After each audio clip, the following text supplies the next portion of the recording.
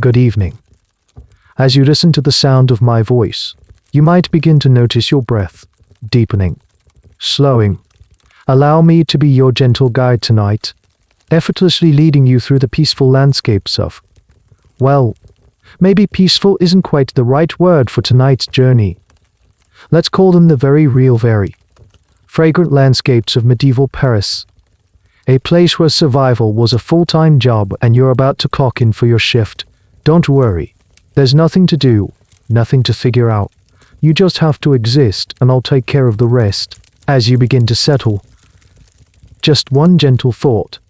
If this space feels like a comfort to you, you might consider a soft tap on the like or subscribe button. But only if that thought feels as effortless as a quiet breath. Your rest is what truly matters. And if you wish, feel free to leave a quiet comment below, just letting me know what city you're listening from and what time it is in your part of the world.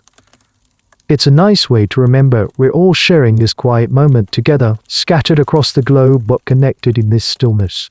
Alright, let the shadows in your room grow long and soft. Maybe you can hear the faint sound of your own breathing, and together, let's allow the story to begin. The first thing you notice is the cold. Not a crisp, refreshing cold, but a damp, penetrating chill that seems to rise from the very earth beneath you.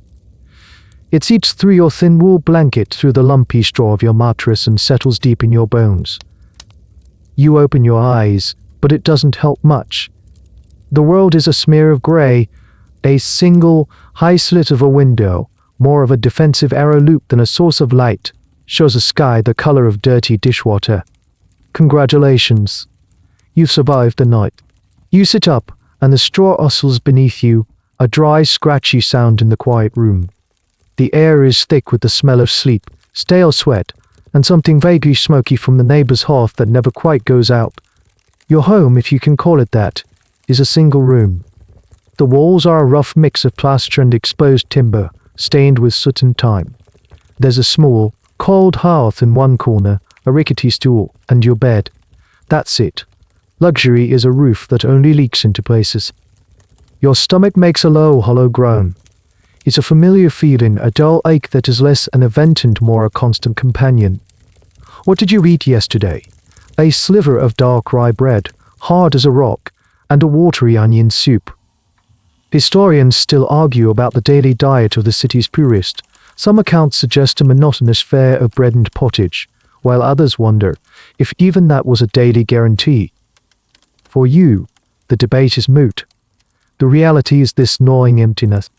You swing your legs off the mattress, your bare feet meeting the cold, packed earth floor. You pull on a tunic, the fabric coarse against your skin, and slip your feet into worn leather shoes that feel more like stiff socks. Time to face the day. Opening the heavy wooden door requires a good shove, and it groans in protest. The air that hits you is a physical assault on the senses. The street outside is not paved. It is a river of mud, a thick, sucking mire churned by wooden cart wheels, shoddy footwear, and the occasional hoof. And the smell, it's a complex symphony of waste, human, animal, and vegetable, all mingled together in the open sewer that is your street. This is the reality of one of the largest, most celebrated cities in Christendom. There are no sanitation departments here. The city's unofficial cleaning crew is a herd of pigs, which you can hear snuffling and squealing somewhere down the lane, feasting on discarded refuse. It's a strange and dirty job, but someone's got to do it. You step carefully, trying to keep to the slightly higher ground near the buildings. But a misstep ends your ankle deep into the cold, foul-smelling ooze. It's not a great start to the day. All around you, the city is waking. You hear the distant clang of a blacksmith's hammer, the rumble of a heavy cart, the shouting of vendors setting up their stalls in a nearby market square. These are the sounds of commerce, of life, of people who have something to make and something to sell. Cobblers with leather, weavers with thread. You have nothing. Nothing to craft. Nothing to graft. Nothing to grow. Your only asset is your desperation. Unimaginable wealth living right next to crushing poverty. Desperation can be a kind of currency. You just need to know where to spend it. As you navigate the crowded, filthy street, an idea, a grim necessity, begins to take shape in your mind. There is a profession for people like you. A strange, guild-regulated career for those with no skills and no hope. It's not glamorous. It's not pleasant. But it's a living, or more accurately, it's a way to keep from dying for one more day. You're going to become a regratier. A seller of scraps, a merchant of leftovers. The thought solidifies in your mind, not like a comforting plan, but like a cold stone sinking in your gut. A regratier. You've heard the term whispered in the darkest corners of taverns, spat out like a curse. It's a job that exists on the absolute fringe of society, a profession that seems like a cruel joke. Yet, it is a profession, and that's the strangest part. In this city of 1,000 rules, where every trade is governed by a guild with its own masters, apprentices, and secret handshakes, there is even a place for the sellers of refuse. You push through the throng of people, your goal now pulling you toward the central market at Les Hales. The air grows thicker, richer with the smells of life and commerce. The sour tang of wine spills from a tavern door, the sweet scent of baking bread wafts from a baker's oven, and the sharp coppery smell of blood hangs around the butcher's stalls. It all serves to make the emptiness in your stomach feel heavier. You are an alien here, a ghost drifting through a feast. You need information. This isn't a career you can just start. Oh no, this is Paris. There are procedures. You spy an old man, his back bent like a question mark, sitting on an overturned crate near the fishmongers. His name is Marcel, and he's one of the city's fixtures, a man who has survived on the scraps of society for so long he's become an expert in its complex ecosystem. You approach him, and the smell of old fish and cheap wine tells you you're in the right place. You ask him, you keep your voice low as if admitting a shameful secret. How does one become a regratier? Marcel looks at you, his eyes a pale, watery blue. He lets out a dry, rattling laugh. Ambitious aren't we? Aiming for the very top, he spits a brown stream of something onto the muddy ground. It's not as simple as picking through trash, boy. That's what amateurs do. We are professionals. The pride in his voice is the most absurd thing you've ever heard. He leans in, his voice dropping to a conspiratorial whisper. First, you need a license. From the city provost, costs a few deniers. Second, you are joining a guild. The Guild of Regratiers. Sounds grand. No, we have rules. More rules than a monastery. He holds up a grimy finger. Rule 1. You can only sell what has been served on a table. Not kitchen scraps, not raw peels. It must have been part of a meal. A real meal, for rich folk. Another finger joins the first. Rule 2. You can only sell salt and other regret goods in small quantities. You can't go setting up a salt emporium. You're small time, and you'd better remember it. The Salt Merchants Guild would have you in the stocks before sundown. He continues, ticking off the bizarre regulations on his fingers. You can sell leftover bread, but you can't bake it. You can sell the gnawed on bones from a roast, but you can't butcher the animal. You are a restorative, a merchant of memories. This is the strange, cold fact of your new life. Your entire profession is defined by what others do. You are a parasite, and the guild exists to make sure you are a well-behaved, officially sanctioned parasite who pays their taxes. Historians, centuries from now, will debate the very existence of such a guild. Was it a primitive form of social welfare, a way to ensure the absolute poorest had a source of food that was at least semi-regulated, preventing the sale of truly rotten goods? Or was it just another mechanism of control, a way for the city to legitimize and, more importantly, tax every single economic activity, no matter how wretched? As you listen to Marcel, you suspect it's the latter. The city always gets its cut. Why? You ask, the whole concept seeming insane. Why so many rules for this? Marcel shrugs, a gesture that seems to involve his entire upper body. Because without the rules, we're just beggars. With the rules, we're businessmen. He says the word businessman with a flourish, as if it tastes like fine wine. It gives us a right to be here, a right to sell, a right to buy. And that's the final, crucial piece of information he gives you. You don't just find the leftovers, you have to buy them. You have to approach the kitchens of the wealthy, the nobles, the rich merchants, and make a deal with the head cook. You buy the rights to the table scraps of the house. You are investing in garbage. He sees the look on your face and points a trembling finger toward the imposing stone fortress of the Grand Châtelet, the seat of the city's provost and police. The guild clerk has a small office in the shadow of the West Tower. Go there, pay the fee, get your stamp. Then, find yourself a rich man's kitchen that hasn't already been claimed. And pray they're having a feast.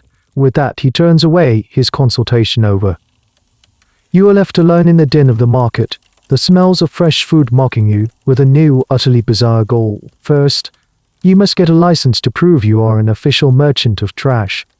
You leave the noise and the smells of Les Hales behind, the old man's words echoing in your ears. We're businessmen. The idea is so preposterous it's almost funny, but the ache in your belly robs you of any humor. Your path takes you toward the Seine, where the imposing stone towers of the Grand Châtelet dominate the skyline. This isn't a friendly building. It's a fortress, a prison, and the seat of the provost of Paris, the king's chief magistrate in the city. Unquestionable power. You, a person with nothing, are about to voluntarily walk into its shadow to engage in official business. Finding the guild clerk's office is an ordeal in itself. It's not in the main building, of course. You are directed down a narrow, damp alley that runs along the fortress wall, a place that smells of mildew and despair. Tucked into an alcove is a small, heavy door. You knock.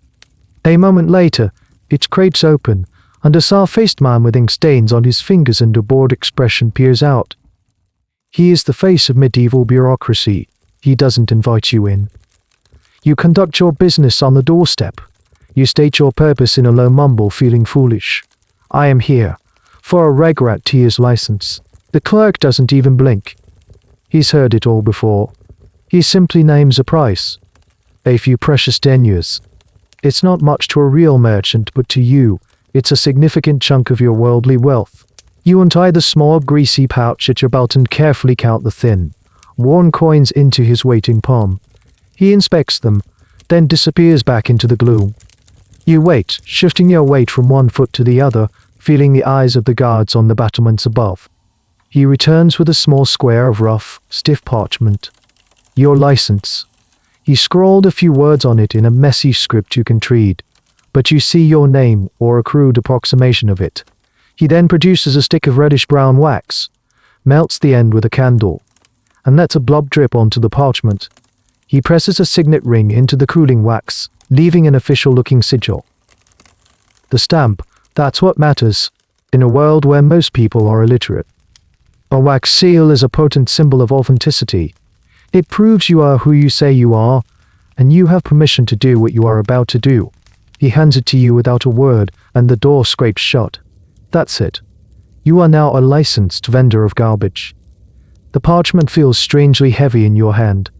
Now for the hard part. Armed with your official document, you turn your back on the river and head into the warren streets where the wealthy live. The character of the city changes here. The streets are still dirty, but perhaps a little wider. The buildings are taller, made more of stone than of timber and plaster. You can see glimpses of private courtyards through arched gateways. The air smells less of general squalor and more of wood smoke and roasting meat. This is where your supply chain begins. You find a manor house that looks promising. It's not a duke's palace, but the home of a prosperous merchant or a minor nobleman. Smoke curls lazily from its kitchen chimney, a good sign. You walk, not to the grand front door, but around to the back to the domain of the servants. Here, you must make your pitch. You need to speak to the master of the kitchen, the head cook. He is a large man with a flushed face and a white apron stained with all the colors of his trade. He looks at you with open suspicion. You are another mouth, another problem. You quickly show him your license, the wax seal catching the light. This changes his posture slightly. You are not a beggar. You are here on business. You begin the strange, delicate negotiation. You are not asking for a handout. You are offering to buy the rights to the household's table scraps for the coming day. You are, in essence, purchasing scrap futures. Historians still puzzle over the exact economics of this microtransaction. Was it a formal contracted price, or more like a daily bribe, a fluid negotiation that changed with the mood of the cook and the quality of the previous day's haul? For you, it feels very much like a high-stakes gamble. The cook names a price. It's almost everything you have left. Your heart sinks. He can see the desperation in your eyes. He knows you have no other options. You try to haggle to offer a little less, but he just crosses his thick arms and glares. He knows the master is having guests tonight, a small feast. The scraps will be good. Rich, maybe even a bit of sugary confectioned. He knows the value of his waste. With a deep breath, you agree. You hand over the last of your coins. A day's worth of potential food, paid for in advance. The cook grunts satisfied and tells you to return after the evening meal has been cleared. Not before. He shoos you away with a wave of a greasy hand.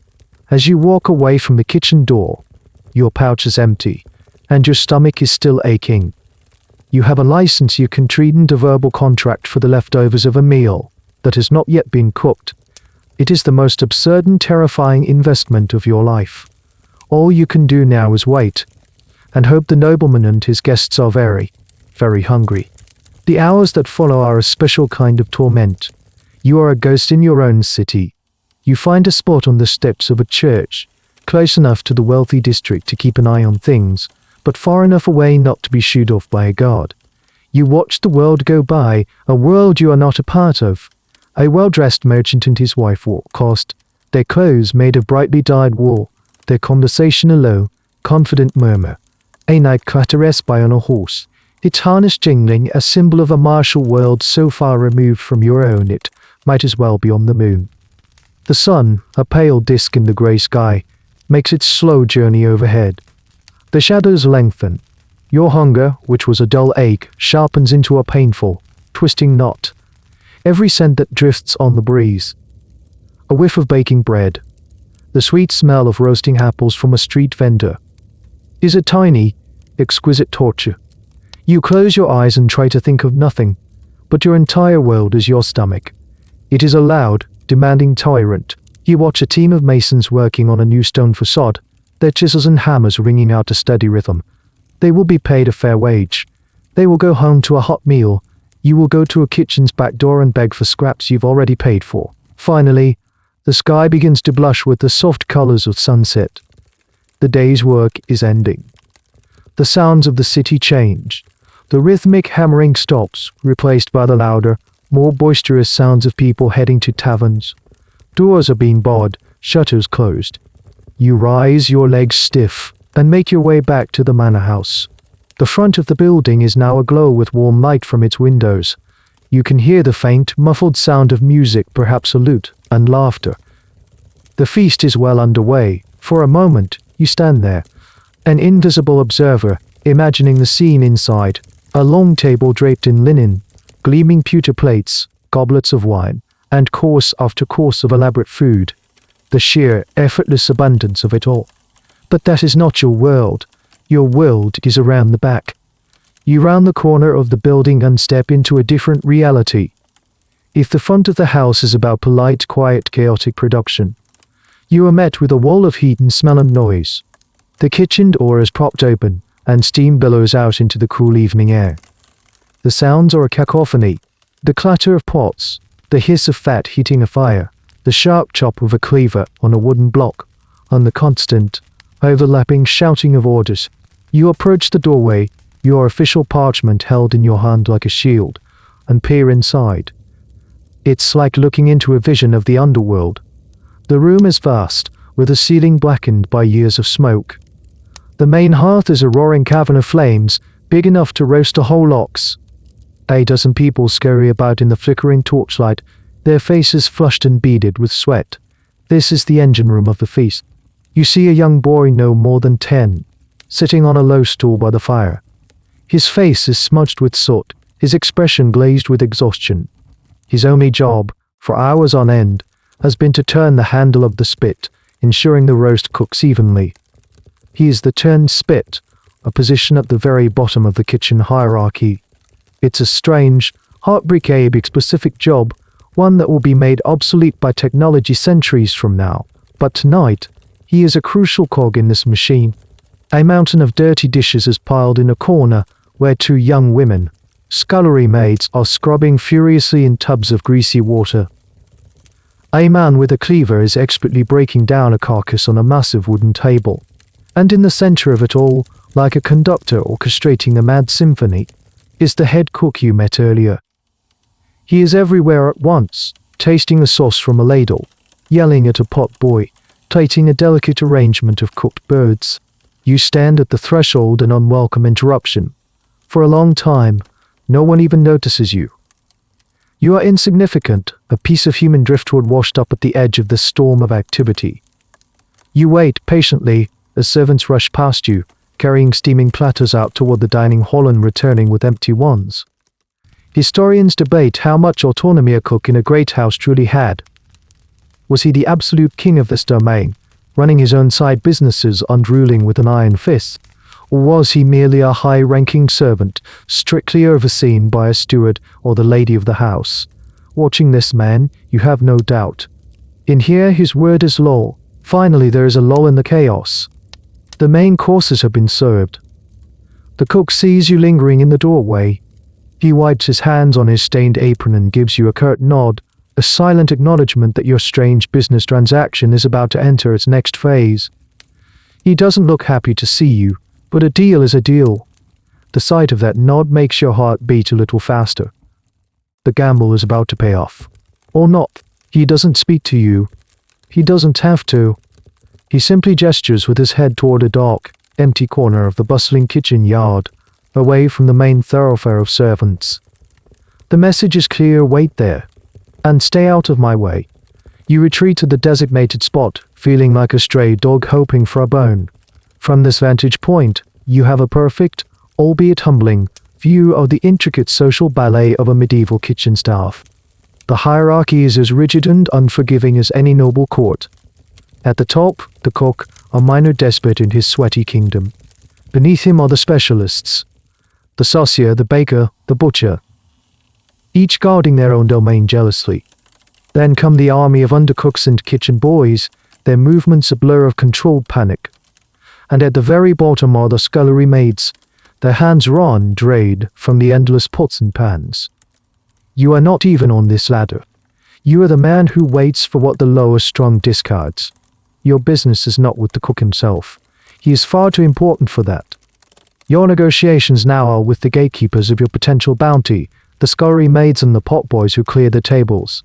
You know from instinct and observation that this is a crucial step. You can't just stand there silently and expect them to bring you the goods.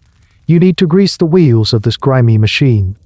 You watch as a young scullery maid, her face smudged with soot and her expression one of utter weariness, emerges from the main house. She's balancing a precarious hour of greasy pewter plates.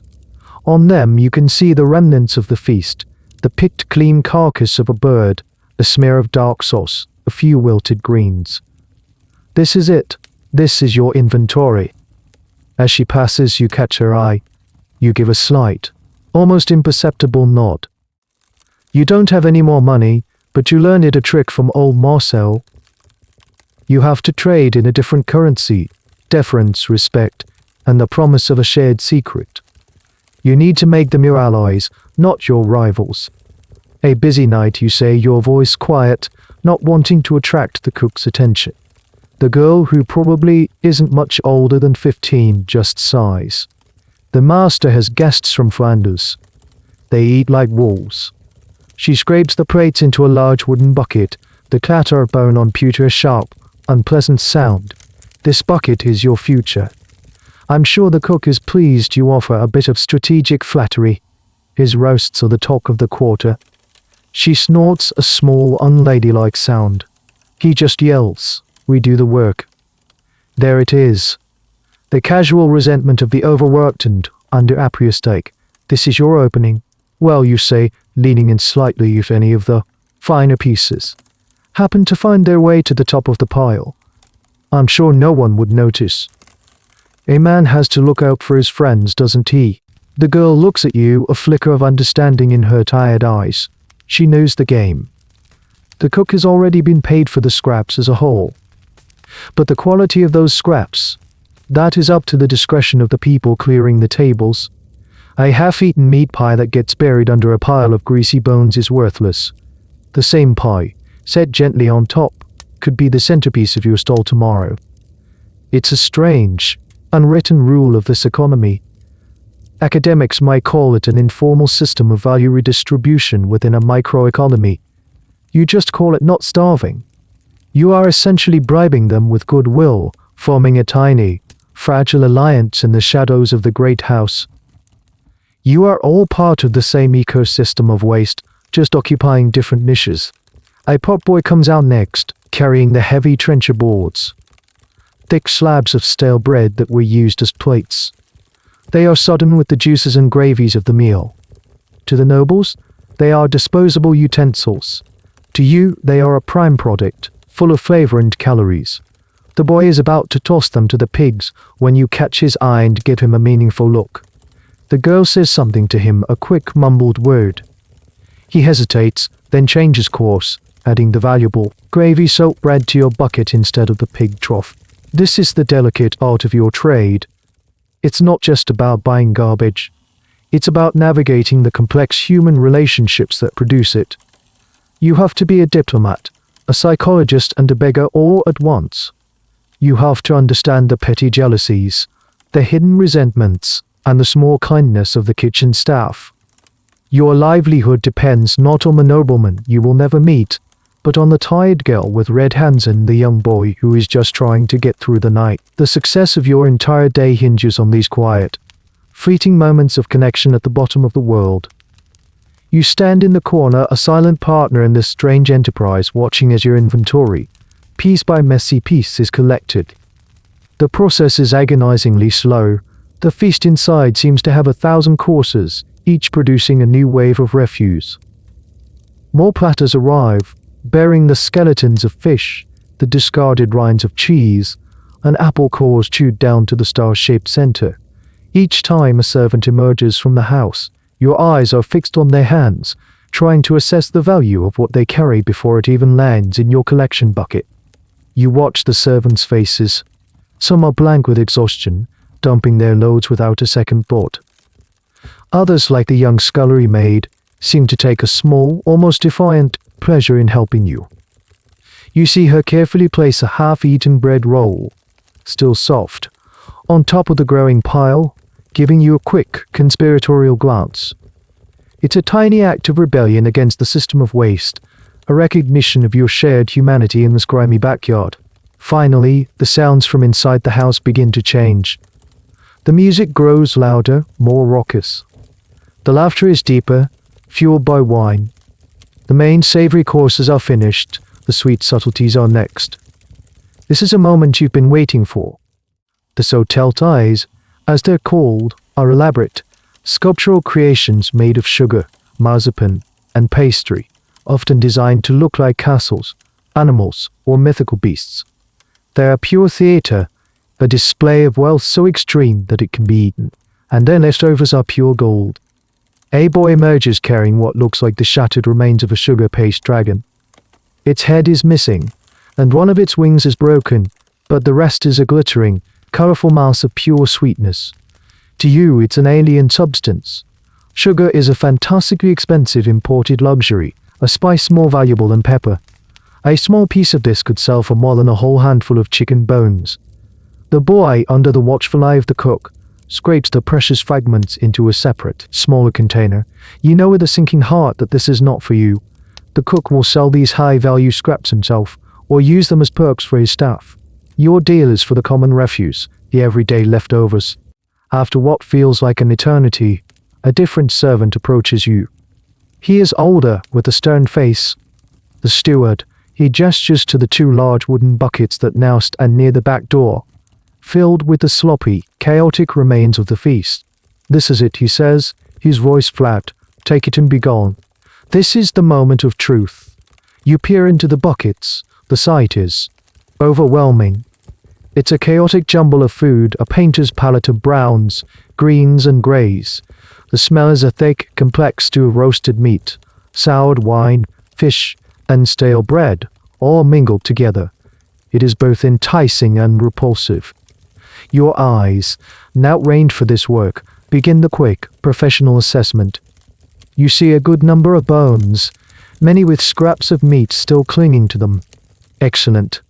There are several of the gravy-soaked trenchers you saw earlier. Good. You spot a wilted but still recognizable salad of herbs and greens, a delicacy for the poor who subsist on grains. You even see a few small, shriveled fruits, perhaps grapes or plums, that have been overlooked. It's a good haul, better than you had hoped. The cook's prediction was right. The master's guests were indeed hungry, but they were also wasteful. The sheer volume of discarded food is staggering. Some historians have estimated that in a wealthy medieval household, as much as half of the food prepared for a feast could end up as waste or leftovers. This system, so shockingly inefficient to a modern mind, is the very foundation of your existence. You live on the deliberate, performative overproduction of the rich. Their status is displayed by what they can afford to throw away, and you are there to catch it. You nod to the steward. You have no cart, no donkey. Your only tools are your own two hands and a large, coarse burlap sack you brought with you. The real work begins now. You kneel in the dirt of the kitchen yard and begin to transfer the contents of the buckets into your sack. It's a disgusting job. Your hands are immediately covered in a cold, greasy film. You have to plunge your arms deep into the slop, feeling for the most valuable items and trying to arrange them in your sack so they won't be completely crushed. The soft bread rolls go in first, carefully placed at the top. The bones and larger pieces go in the bottom. The wet, soggy trenchers are the hardest, threatening to turn the whole sack into a leaking, dripping mess. The kitchen staff watches you for a moment, their expressions a mixture of pity and contempt, before turning back to their own endless work. You are a sideshow, a brief, unpleasant part of their evening. For you, this is the main event. Finally, the buckets are empty. Your sack is heavy, almost too heavy to lift. It smells like the saddest party in the world. You manage to hoist it onto your shoulder, the dampness of the contents immediately starting to seep through the burlap onto your tunic. You give a final nod to the steward, a silent thank you, and turn to leave. And turn to leave. And turn to leave, and turn to leave. As you step out of the flickering torchlight of the kitchen yard, and you are no longer a beggar or a gambler, leaving your supplier with a full load of inventory.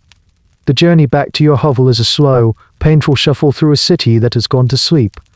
The streets are darker now, the shadows deeper and more menacing. The only light comes from the moon, a sliver of silver in the cloudy sky, and the occasional torch flickering in a wealthy man's gatehouse. The sack on your shoulder is a monstrous weight, not just heavy but alive. It shifts and slushes with every step, and a cold, greasy liquid begins to seep through the burlap, running in a slow trickle down your back. The smell, which was just one of many in the chaotic kitchen yard, is now your own personal atmosphere, a cloud of refuse that you carry with you. You are a target. Anyone could see that your sack contains something of value, at least value to the starving. You stick to the narrowest alleys. Your footsteps echoing soft from a distant tavern makes you freeze, your heart pounding, until the sound fades. Until the sound fades. A rat skitters across your path, its eyes glinting in this nocturnal landscape. Finally, you reach the familiar sagging door of your building. You fumble with the latch, your greasy hands making it difficult, and slip inside, barring the heavy door behind you. The silence of your small room is a profound relief. You are safe. You and your disgusting, precious cargo. For a moment you just stand there in the pitch black, your back aching, your arms trembling from the strain. The only sound is your own ragged breathing. You slide the sack off your shoulder, and it lands on the packed earth floor with a wet, heavy thud. You feel your way to the hearth and find your tinderbox. A few strikes of flint on steel, a puff of breath on a glowing ember, and a single tallow lamp sputters to life, casting a weak, flickering yellow light around the room. The shadows dance and leap as if startled by the flame. Now for the work that truly defines your profession. This is your grotesque accounting. You drag an old, splintered wooden plank, your one and only table, to the center of the room and spread a piece of rough sacking over it. Then, You heave your main sack onto it and untie the knot. The smell contained until now blossoms in the small room, thick and overwhelming. You hold your breath and tip the contents out. It is a mountain of slop. A chaotic pile of bone bread and half-chewed gristle, all gleaming wetly in the lamplight. It looks like a disaster, but to your practiced eye, it is a puzzle that needs to be solved. You must bring order to this chaos. You begin the meticulous, foul-smelling inventory. Your hands, now the tools of your trade, dive into the pile. You work methodically, separating the whole into categories. First, the prime goods. You pull out the 2 soft bread rolls the scullery maid saved for you. They are a little squashed but otherwise perfect. You find a surprisingly large chunk of meat pie, the crust on one side still flaky, a true treasure. You unearth a chicken leg that has been gnawed, yes, but still has a good amount of meat on it. These items are set aside carefully, your premier offerings for tomorrow. Next, you sort the bulk items. The gravy-soaked trenchers are heavy and sodden, but they are pure, flavored calories. You scrape them into a separate pile. They will sell quickly and cheaply. You gather the smaller, cleaner bones, the ones that can be boiled for a thin but savory broth. You even find a handful of cooked carrots and onions, soft and mushy, but still food. Then comes the most difficult category, the questionable. You pick up a piece of fish, you sniff it. Does it smell sharply of the sea, or has it begun to turn, to acquire that subtle, sweetish scent of decay? Scholars still wonder about the practical knowledge of food safety among the urban poor. Lacking any concept of germ theory, how did they distinguish between a bit often deadly? The answer, this fish, it's on the edge. You place it in a third pile, the high-risk, low-price pile. A gamble for your most desperate customers. As you sort, your fingers brush against something small, hard, and smooth. You pull it out. It's a single, perfect-looking olive, dark purple and glistening. You've never seen one up close before. You know they come from impossibly far away, from sunny lands you can't even imagine, preserved in salt and oil. It is a tiny, edible jewel, a representative of a global trade network that has, by some miracle of waste, ended up on your filthy sorting cloth. A nobleman probably ate a dozen of these without a thought. For you, it is a mystery from another world. You set it aside, unsure if it's even sellable. Who would buy a single olive? Finally, you are left with the truly unsellable. The scraps of gristle, the bones picked clean, the bits and pieces mashed into an unfightable paste. This is your loss, your overhead. But tonight, it is also your dinner. You pick up a small, meatless bone and gnaw on it, just as the nobleman did hours before. The flavor of the roast, there's a ghost on your tongue. It's the first thing you've eaten all day. It's not much, but it's enough. Exhausted, you finish your work. Your small room now organized into piles of potential profit in a small mound of personal sustenance. Long before the sun even thinks about touching the horizon, you are awake. Sleep was a shallow, restless thing, punctuated by the unfamiliar richness of the flavors you tasted.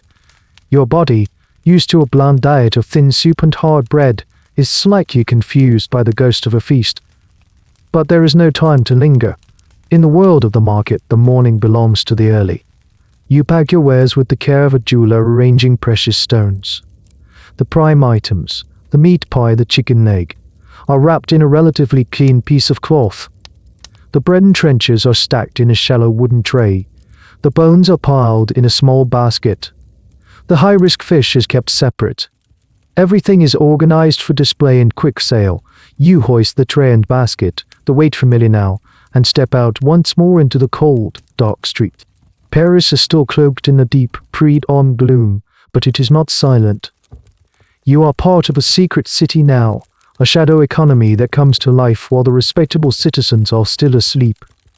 You see other figures moving through the darkness, a baker's boy covered in flour, a milkmaid with her pails. Another man shuffles past, a heavy sack on his back, the faint, unmistakable smell of old food trailing him like a shadow. He is another regretteer, not of friendship but of grim professional recognition. You are colleagues in the Fellowship of Refuse. Your destination is the market at Les Halles, but not the main section. Not where the butchers hang their fresh carcasses and the bakers stack their warm golden loaves. Your place is on the periphery, the muddy, paved fringe where the unofficial and the undesirable are allowed to operate. This is the market of the poor for the poor, run by the poor. You find a spot, claiming a small patch of damp earth near the city's central pillory. It's not the most cheerful location, but it guarantees foot traffic. You set down your tray and basket and arrange your meager inventory. This is the art of it, making garbage look like food. You place the chunk of meat pie in the most prominent position. You arrange the gnawed chicken leg so the meat-iest part is facing forward. You stack the dark, gravy-soaked trenchers into an appealing little tower. You are a master of illusion, a culinary artist whose medium is decay. As the sky slowly lightens from black to a deep, bruised purple, the market begins to stir. The noise builds from a murmur to a low roar. The customers start to arrive, a river of pale, tired faces. These are not the wives of wealthy merchants with coin purses and shopping lists. These are laborers on their way to a day of back-breaking work, widows with children to feed, beggars, students, and all the other people who live on the knife's edge of starvation. They move slowly along the line of fringe sellers, their eyes sharp and calculating. They are professional appraisers of near-worthless things. They inspect your wares with an intensity that would make a gem merchant nervous. They are not just looking at the food, they are trying to read its history. Whose table did it come from? How long ago? Has it been touched by sickness? Every transaction here is an act of faith, a gamble on your honesty. Historians often speak of the medieval economy of makeshift, the complex web of recycling, scavenging, and repurpose swapping that allowed the urban poor to survive. This market is its beating heart. Nothing was wasted. Old clothes were turned into patches, broken tools were reforged, and the leftovers of the rich became the feasts of the poor. You are not an anomaly, you are an essential cog in this machine of survival. You start your sales patter, a low-practiced chant. Scraps from a lord's table, fresh last night, rich gravy bread, bones for a fine soup. Your voice is just one of many in the market's chorus, each vendor hawking their own particular brand of second-hand goods. Across from you, another régatier has set up shop. She is an old woman with a face like a dried apple. Her specialty seems to be vegetable peels and the wilted outer leaves of cabbages, which he must have sourced from a kitchen's pre-meal preparations, a technical violation of the guild rules. But no one here is going to report her. Enforcement of such fine points is lax in this part of town.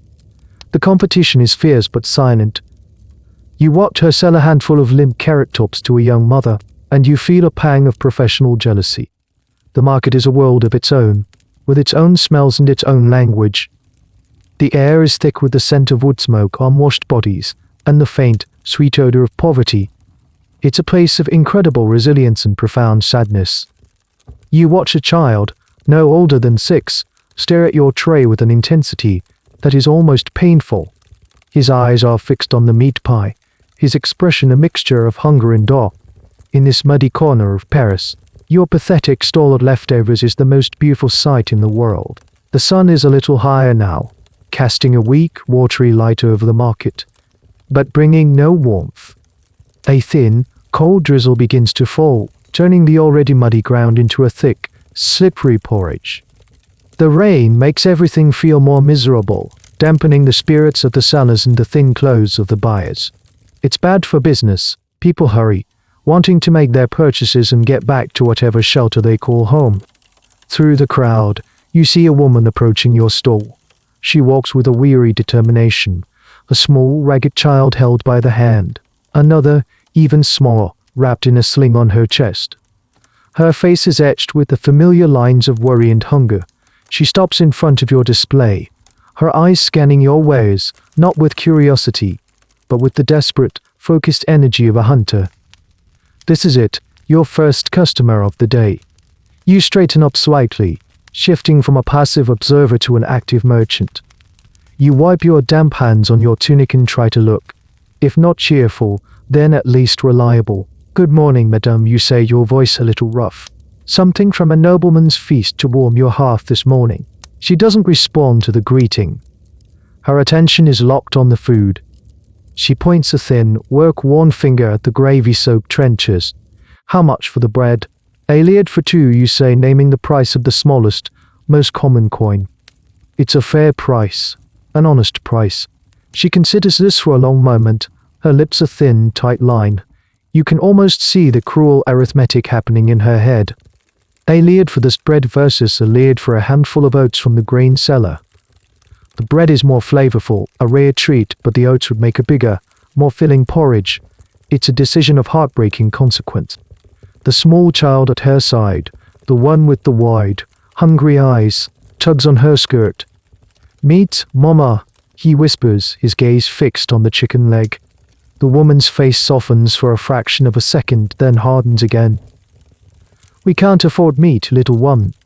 She looks at you, her expression a mixture of shame and defiance. "What about the bones? For a soup?" "The basket for a dinner, you say. 12 RDS. A significant expense." She shakes her head. "Too much. I just want a few. 2 or 3. This is the rhythm of the market. The endless grinding negotiation over fractions of a penny. Over a single bone. This is not the clean, simple transaction of a modern store. It's a personal, often painful, dance of need and survival. You are not a faceless vendor to her, and she is not an anonymous customer to you. You are to people at the bottom of the food chain, haggling over the remnants of those at the top. The debate over what constituted a fair price in medieval times is a subject of endless scholarly discussion. Theologians and thinkers like Thomas Aquinas wrote extensively about the concept of the justum pretium, or just price, arguing that it was morally wrong to charge more for something than it was worth, especially from the needy. In practice, however, the price was whatever the market would bear. In this muddy corner of Paris, the price is whatever a desperate woman can be convinced to pay. You decide to make a deal. "All right," you say, your voice softer now. "Take the bread, and I'll give you 2 of the best bones for free." It's a small act of kindness, but it's also good business. A satisfied customer might return tomorrow. More importantly, it feels right. You are not just selling scraps, you are participating in a fragile community of survival. You are all in this together. A flicker of relief, of gratitude, crosses her face. It's a small, fleeting thing, but it shines brighter than the weak morning sun. "Thank you," she whispers. She reaches into a small pouch and pulls out the coin. She places it in your hand. It's warm from her body, and the brief touch of her skin is a reminder of your shared humanity. You select the 2 largest, meat bones from your basket and drop them, along with 2 of the trenchers, in a dock leaf you've saved for this purpose. You hand her the small damp package. She takes it, holds it for a moment as if it were a treasure, and then turns to her child. "See, I find soup tonight." The boy looks at the package, his eyes wide, and for the first time a small smile touches his lips. The woman gives you one last, quick nod, and then disappears back into the anonymous shuffling crowd. You watch them go, the coin still warm in your palm. You've made your first sale. It's not even enough to guarantee your own next meal, but it's a start. It's a single, tiny victory against the overwhelming forces of hunger and poverty that define your world. You turn back to your stall, your eyes already scanning the crowd for your next customer. The morning grinds on, a slow procession of haggard faces and small, desperate transactions. You sell another handful of bones, a piece of the gravy-soaked bread, the wilted but edible salad. Your inventory is shrinking, but your coin pouch is growing heavier, a reassuring weight against your hip. The rain has stopped, but the air remains cold and damp, and a miserable wind whips through the market stalls.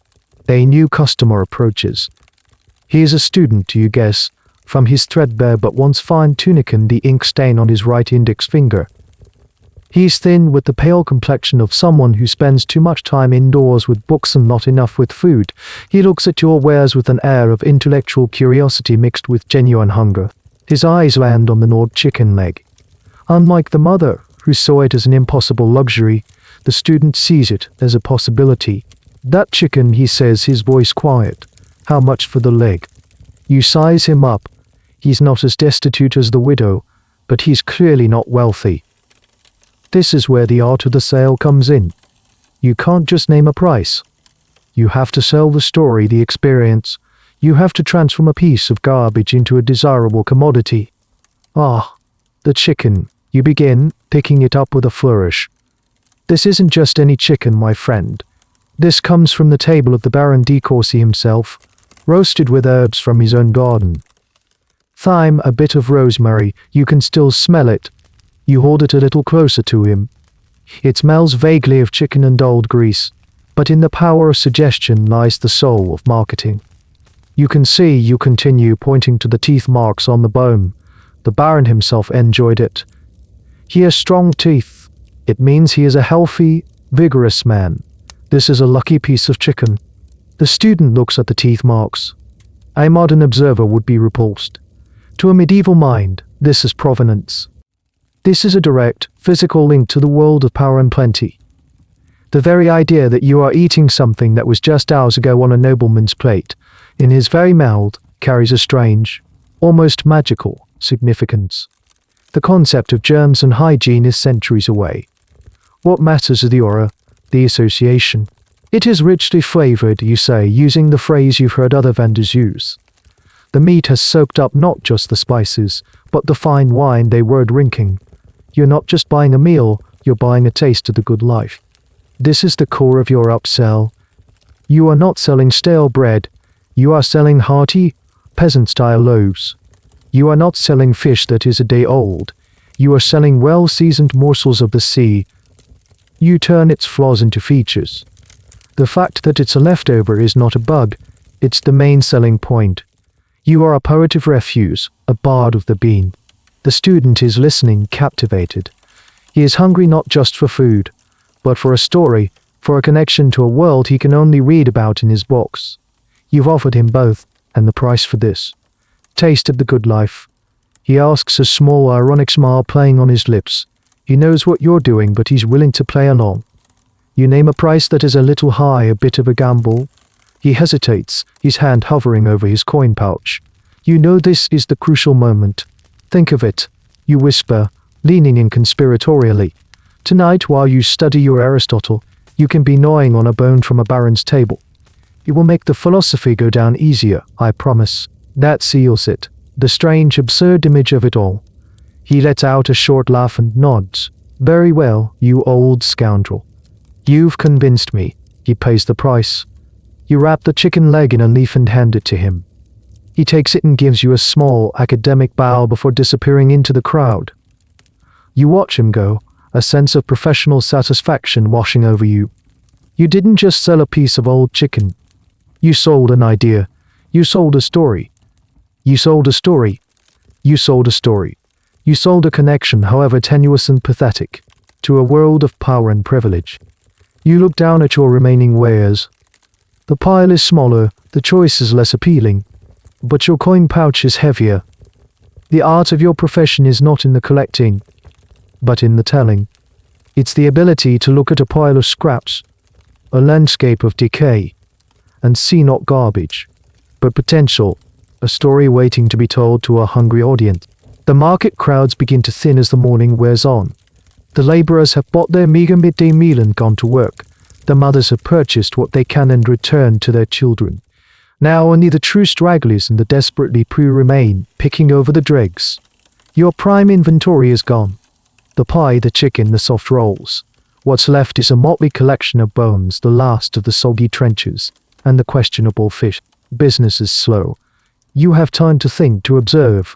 Use it on an overturned bucket behind your small display, gnawing on a piece of hard, stale bread from your own private stash. Not good enough to sell, but too good to throw away. As you chin, you find yourself studying the scraps that are left, not as a merchant, but as a kind of archaeologist. Each piece tells a story. You pick up a bone. It's a rib from a pig, most likely. It has been picked almost entirely clean, but you can see the faint score marks from a sharp knife near the joint.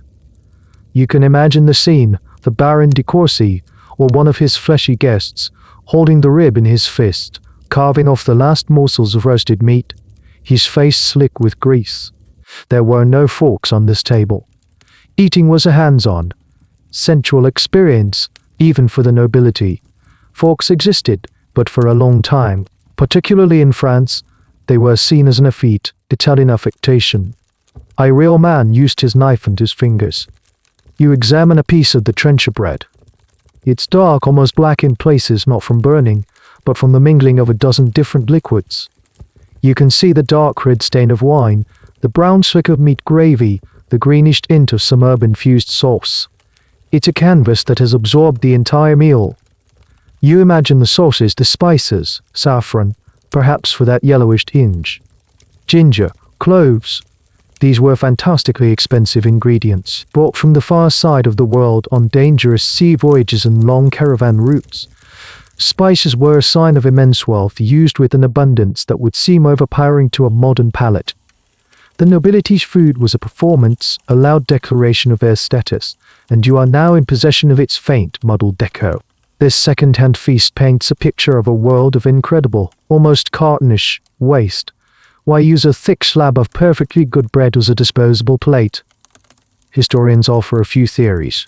Partly it was practical in a large household.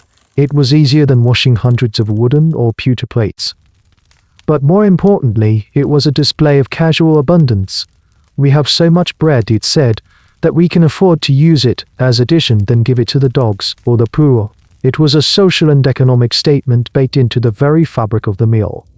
You spot the single, perfect toilet you found last night, sitting like a strange, dark jewel amongst the drab bones. You pick it up. You think about the student who bought the chicken leg. He was buying a story, a connection. What story does this olive tell? A story of sunshine, of ships crossing the Mediterranean, of merchants on trade routes, of a whole world of commerce that had to exist for this tiny fruit to end up here, in the mud of a Parisian market. You are the last, filthiest link in a global supply chain.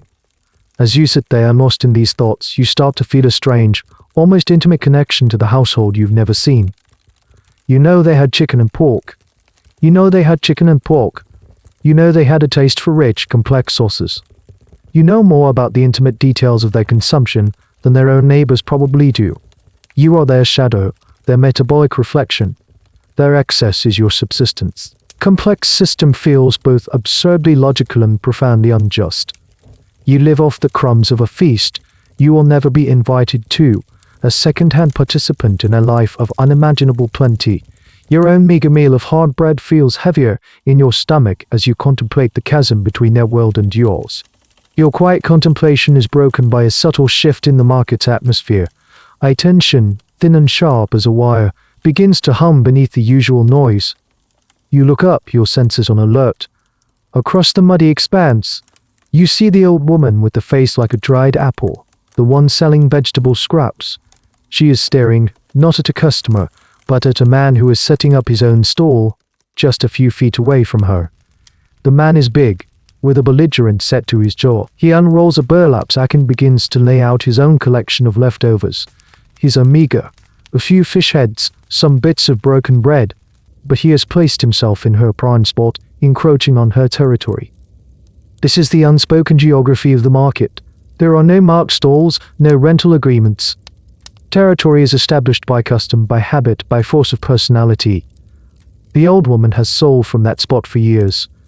The big man is a newcomer or an opportunist, and he is challenging the established order. You feel a similar pressure. A young, weary man, another regrettier you vaguely recognize, has set up his display a little too close to yours.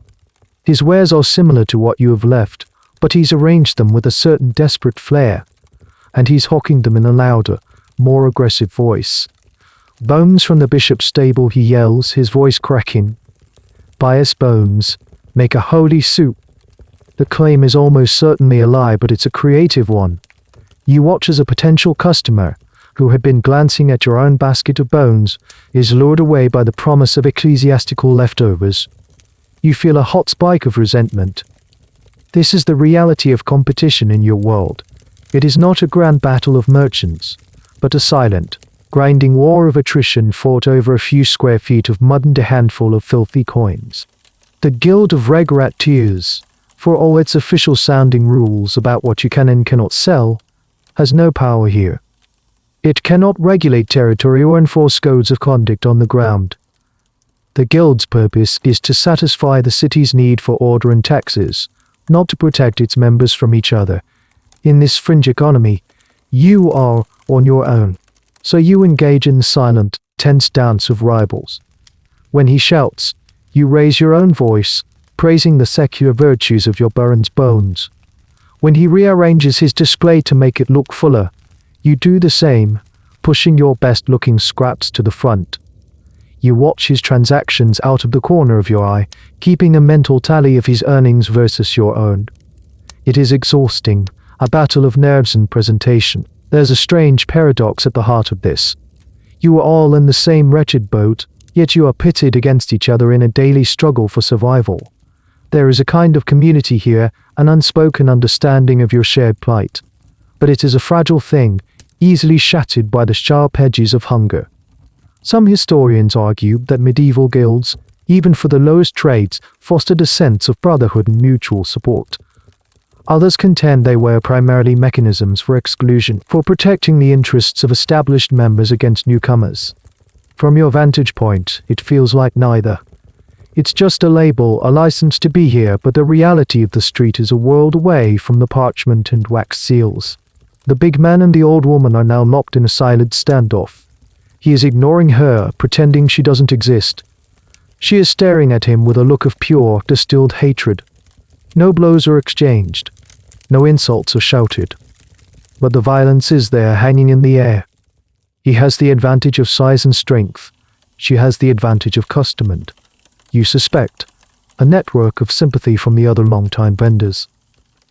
You watch to see how it will play out. This is a street drama, a lesson in the unwritten laws of your world. After a long, tense moment, an old man selling mended shoes hobbles over to the big newcomer. He says something to him, his voice too low for you to hear. The big man shakes his head, dismissive. The shoe seller says something else, gesturing with his thumb toward the old woman. Another vendor, a woman selling bunches of wild herbs, joins the conversation. It's a quiet, almost invisible closing of the ranks. They are not threatening him. They are simply making him aware that he is an outsider, that he is breaking a code he doesn't understand. Finally, with a grunt of disgust, the big man gathers up his pathetic wares and moves. He doesn't go far, just a few yards down the line to a less desirable spot. The old woman watches him go, her expression unchanging. She has one. The community, fragile as it is, has enforced its own rules. You feel a small sense of relief. There is some order here after all. But you also feel a renewed sense of anxiety. You are still a relative newcomer. How long until you are the one who unwittingly breaks a rule and feels the cold, silent pressure of the collective? Just as the subtle tension from the territorial dispute begins to fade, a new and more formidable presence makes itself known. Two figures, taller and better fed than anyone else in this corner of the market, are moving slowly down the line of vendors. They are members of the city guard, their leather jackets and iron helmets marking them as agents of the provost's authority. They are not here to shop. A wave of anxiety ripples ahead of them. Vendors suddenly become very busy arranging their wares, avoiding eye contact. The guards' movements are slow, deliberate, predatory. They are not the king's noble knights. They are the city's muscle, recruited from the tough and the unscrupulous, given a sliver of power and set loose to maintain a brutal kind of order. You watch as they stop at the stall of a man selling old nails he's scavenged from a construction site. One of the guards picks up a handful of the rusty nails, inspects them, and then lets them fall back into the pile. He says something to the vendor, who immediately scoops up a large portion of his best nails and hands them over without a word. The guards don't even thank him. This is the unofficial tax. The city takes its formal cut through licenses and fees, paid in an office by a clerk. The guards take their cut here in the mud, through quiet intimidation. There is no paperwork for this transaction, no wax seal. It is a raw and simple exercise of power. Everyone here knows the rules. You pay, or your store gets kicked over. You pay, or you get dragged to the chattelet on some trumped-up charge of selling stolen goods. Your heart begins to beat a little faster. They are getting closer. You quickly assess your remaining inventory. What can you afford to lose? What is valuable enough to satisfy them, but not so valuable that it ruins your day's earnings? It's a sickening calculation. The questionable fish. No, they would see that as an insult. The last of the trenches, perhaps. They arrive at your stall. One of them, a man with a thick neck and a scar that splits his left eyebrow, stops and looks down at your display. His eyes, small and hard, scan your pathetic collection of leftovers. He nudges the basket of bones with the toe of his boot. Anything good today, scrap man? He asks, his voice laced with a lazy contempt. You swallow, your throat suddenly dry. From a baron's table, sergeant, you say, trying to keep your voice steady. Fresh last night. You use the same sales pitch you used on the student, but it feels hollow and foolish now. This man is not interested in stories. He is interested in tribute. The guard grunts. He reaches down and, with 2 fingers, plucks the single perfect olive from your tray. He holds it up to the grey light, inspecting it. You feel a strange, protective pang for the little olive and its long journey. He pops it into his mouth and chews it slowly, his eyes never leaving yours. He is tasting your profits, your labor. Not bad, he says, spitting the pit onto the ground. What else you got? His partner, who has been silent until now, points at the wrapped cloth containing your last high-value item, the one you've been saving. It's the chunk of meat pie. What's that? You have no choice. Slowly, you unwrap the pie. The crust is a little broken, but it's still the best thing you have. The guard with the scar looks at it, then looks at you. He doesn't say a word. He just waits. The silence stretches, thick and heavy. All the noise of the market seems to fade away. It's just you, and him, and the pie. You know what you have to do. You pick up the piece of pie and hold it out to him. A gift, you say, for the provost's finest. To keep up your strength, he takes it. He doesn't smile. He just gives a short, sharp nod. The transaction is complete. He takes a large bite out of the pie, chewing with his mouth open, and then he and his partner move on, leaving you with a gaping hole in your display and a bitter taste in your mouth. You look at your coin pouch. You've earned enough to survive the day, to buy tomorrow's scraps. But the pie was your profit. It was the little bit extra that might have meant a slightly fuller stomach tonight, or a tiny cushion against a future bad day. Now it's gone. The interaction leaves you feeling hollowed out, not just by the loss of the pie, but by the sheer, naked injustice of it. Historians debate the extent of petty corruption in medieval cities. Were guards generally professional peacekeepers, or were they little better than uniformed thugs? The records are often silent on such low-level encounters, but for you the reality is clear. There are layers and layers of predators in this city. It is a food chain, and you are stuck in the middle, always looking up with envy and down with fear. The encounter with the guards leaves a sour mood hanging over the market. The energy is gone. The vendors are sullen, the few remaining customers nervous. Your own small victory of the morning feels like a distant memory. You sell a few more bones for a pittance, but your heart isn't in it. The day is clearly winding down. Just as you are contemplating packing up your meager remaining wares, a new sound cuts through the market's low hum. It starts as a distant ringing of bells, not the slow, solemn tolling for prayer, but a joyous, chaotic peal. Then comes the sound of music, the high, reedy drone of a shore M and the rhythmic beat of a tabor. A ripple of excitement passes through the crowd. A wedding. Someone shouts, and the word travels down the line of stalls like a spark. People begin to move toward the main thoroughfare, craning their necks to see. You abandon your post for a moment, caught up in the sudden wave of energy, and follow them.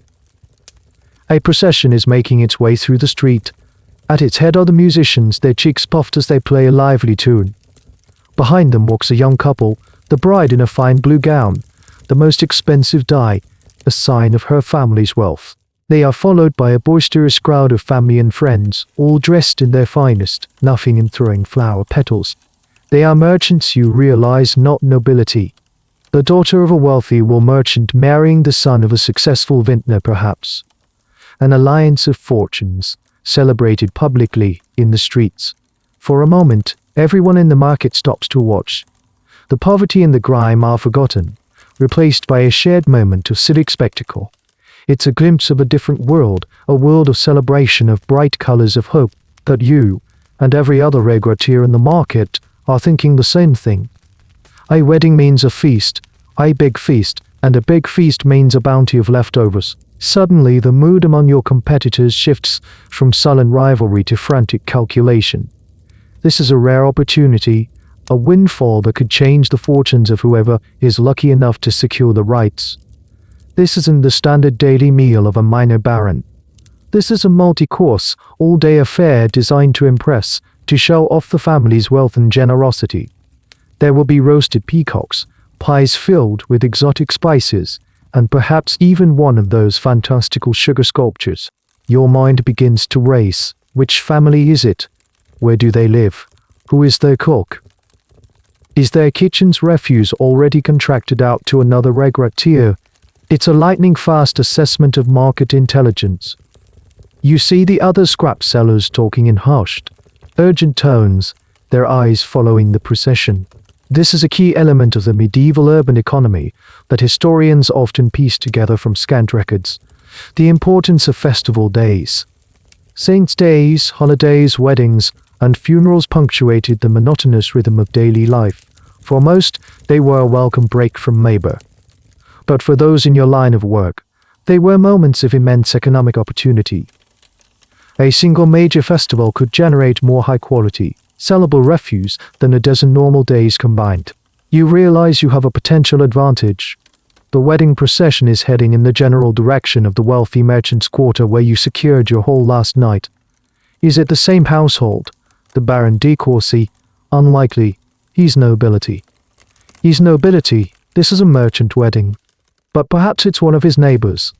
You know the territory. You know the back alleys and the kitchen entrances. A new kind of energy surges through you. The weariness and cynicism from the encounter with the guards is replaced by a gambler's thrill. This is a chance to get ahead, to have a truly profitable day. You quickly pack up the last of your bones in the soggy trenches. They are almost worthless now anyway. You can give them to the beggars at the church door. Your focus has shifted. The day's selling is over. The hunt for tomorrow's supply has begun, and the stakes have just been raised considerably. You see your weary rival, the one who claimed to have the bishop's bones, hurrying off in the direction of the procession, a hungry, determined look on his face. You are not far behind him. The race is on, not just a race for survival, but a rare race for a fleeting moment of prosperity. You plunge back into the labyrinth of Parisian streets, not a seller of scraps anymore, but a hunter hot on the trail of a second-hand feast. You weave through the dispersing crowd, your senses sharp, trying to track the wedding party. The music is your guide, a faint thread of sound pulling you through the maze of streets. You are moving faster now, fueled by a nervous energy that overrides the ache in your muscles.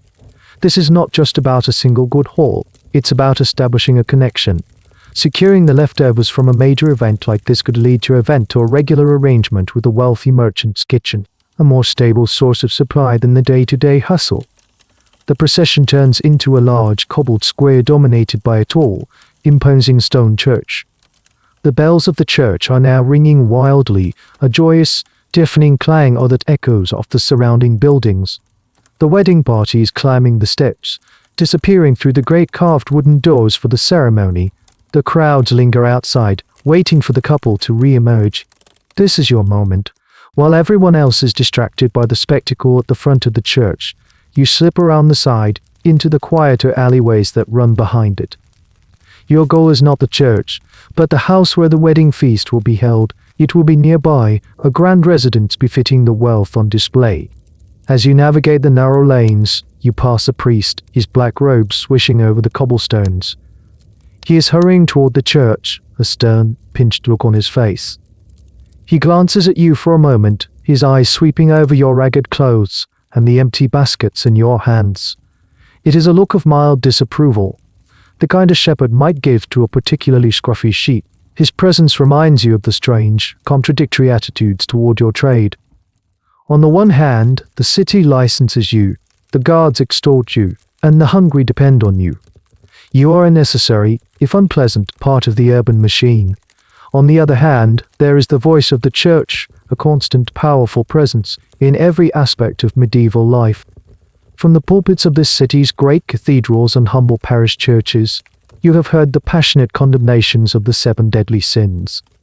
And 2 of them, gluttony and greed, are the very pillars of your profession. You exist because of the gluttony of the rich. Your own desperate struggle is a form of greed, a relentless focus on the acquisition of coins, however few. You can almost hear the priest's sermon in your head. He would rail against the sin of logula, of excessive love for the pleasures of the table. He would quote the saints in the scriptures, reminding his flock that their bodies are temples, not garbage pits for roasted meats and fine wines. He would paint vivid pictures of the torments of hell awaiting those who indulge their appetites without restraint. And in the very next breath, he might deliver a sermon on charity, on the Christian duty to feed the hungry and clothe the naked. He would praise the virtues of giving one's surplus to the poor. The irony is so thick you could choke on it. The entire system is built on a sin that is then partially redeemed by a virtue.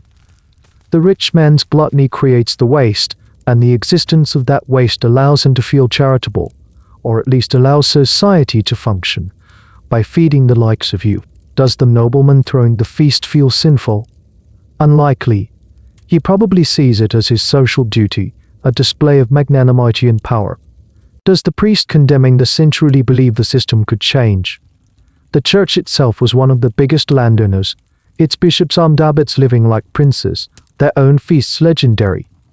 Some of the most heated theological debates of the era revolved around this hypocrisy. Reformist movements and so-called heretical sects often sprang from this very contradiction, criticizing the immense wealth and worldly appetites of the church hierarchy. For you, these are not abstract theological problems. They are the confusing, contradictory rules of the world you live in. Your work is both shameful and necessary. You are a bottom feeder, yet you are performing a kind of service. You are a sinner trafficking in the products of sin, and yet your customers are the blessed poor the scriptures speak of. You shake your head, trying to clear the confusing thoughts. The priest has disappeared. The theological debates of the age are a luxury you cannot afford. You have a more immediate, more practical concern. You can now smell it on the air, overriding the usual city smells of smoke and filth. It is the unmistakable, glorious scent of a massive quantity of food being cooked. You are close. You pick up your pace, your brief, uncomfortable brush with morality forgotten, replaced once more by the primal, driving force of hunger. The hunt is on. The scent of roasting meat and baking bread leads you to a large merchant's house, its stone facade richly carved, its windows made not of oiled parchment but of expensive, greenish glass. This is a place of serious wealth. The sounds of a major celebration are already spinning from the open windows of the ground floor. But your focus, as always, is on the back. You find the alley that runs behind the property. It is a hive of activity, even more chaotic than the baron's kitchen last night. Extra barrels of wine are being rolled in. A boy is plucking the feathers from a mountain of pigeons. And the door to the kitchen is propped open, a rectangular mouth belching steam and frantic noise. You see your rival, the weary man, already there. He is standing near the kitchen door, trying to get the attention of a harried-looking cook. Your heart sinks. He beat you to it. You watch from the shadows of the alley as your rival attempts to negotiate. The cook, a woman this time, with arms as thick as hams, is having none of it. She shoos him away with a greasy ladle, shouting something about being too busy. He is persistent, trying to show her his license, but she ignores him. He has made a critical error. He has come too early. The kitchen is in the middle of the storm, and he is just another distraction. You decide on a different strategy. You will wait. You find a recessed doorway across the alley, a place where you can sit and observe without being in the way. You make yourself small and visible. This is a lesson you have learned the hard way. In your profession, patience is as valuable as a sharp knife. But as you wait, a different kind of anxiety begins to creep in. It's a familiar fear, one that every restaurateur knows intimately, the fear of a lean night. What if this wedding feast, for all its promise, is a bust? What if the family is from a thriftier tradition, one that values frugality over ostentatious display? What if the lady of the house has given strict instructions that all leftovers are to be saved for the servants or for use in the coming day's meals. This was a constant threat, while the nobility were often before natively wasteful. The merchant class, whose wealth was near and harder won, could be much more careful with their resources.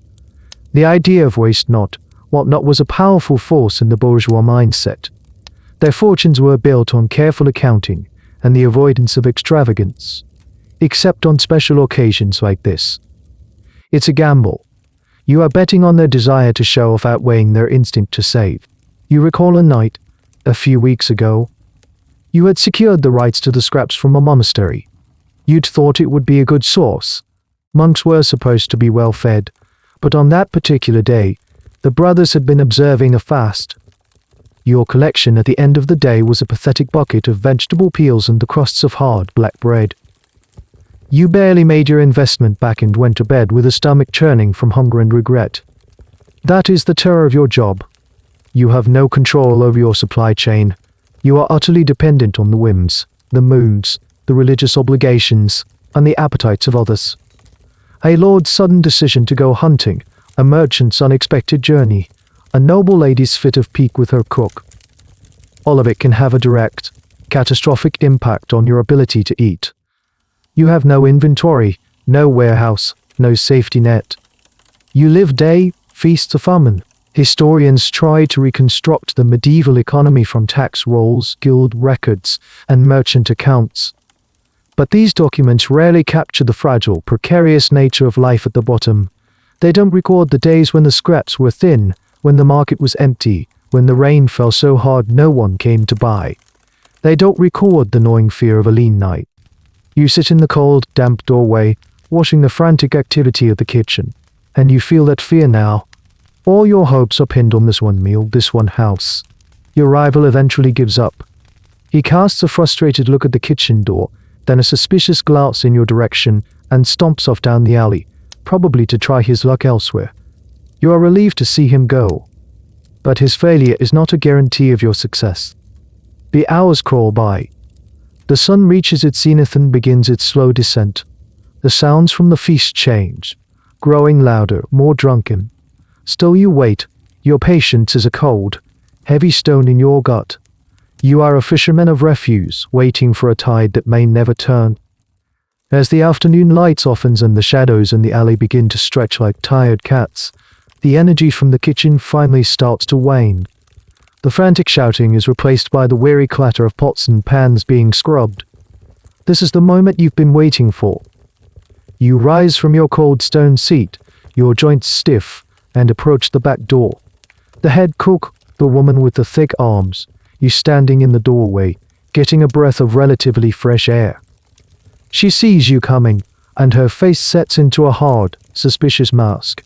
You stop a respectful distance away, your empty baskets held in front of you like a shield. "Don't waste my time," she says, her voice rough with exhaustion. "I've already chased off one of your kind. I'm not here to waste your time, Mistress Cook," you say, your voice slow and calm. You hold up your precious, grimy license.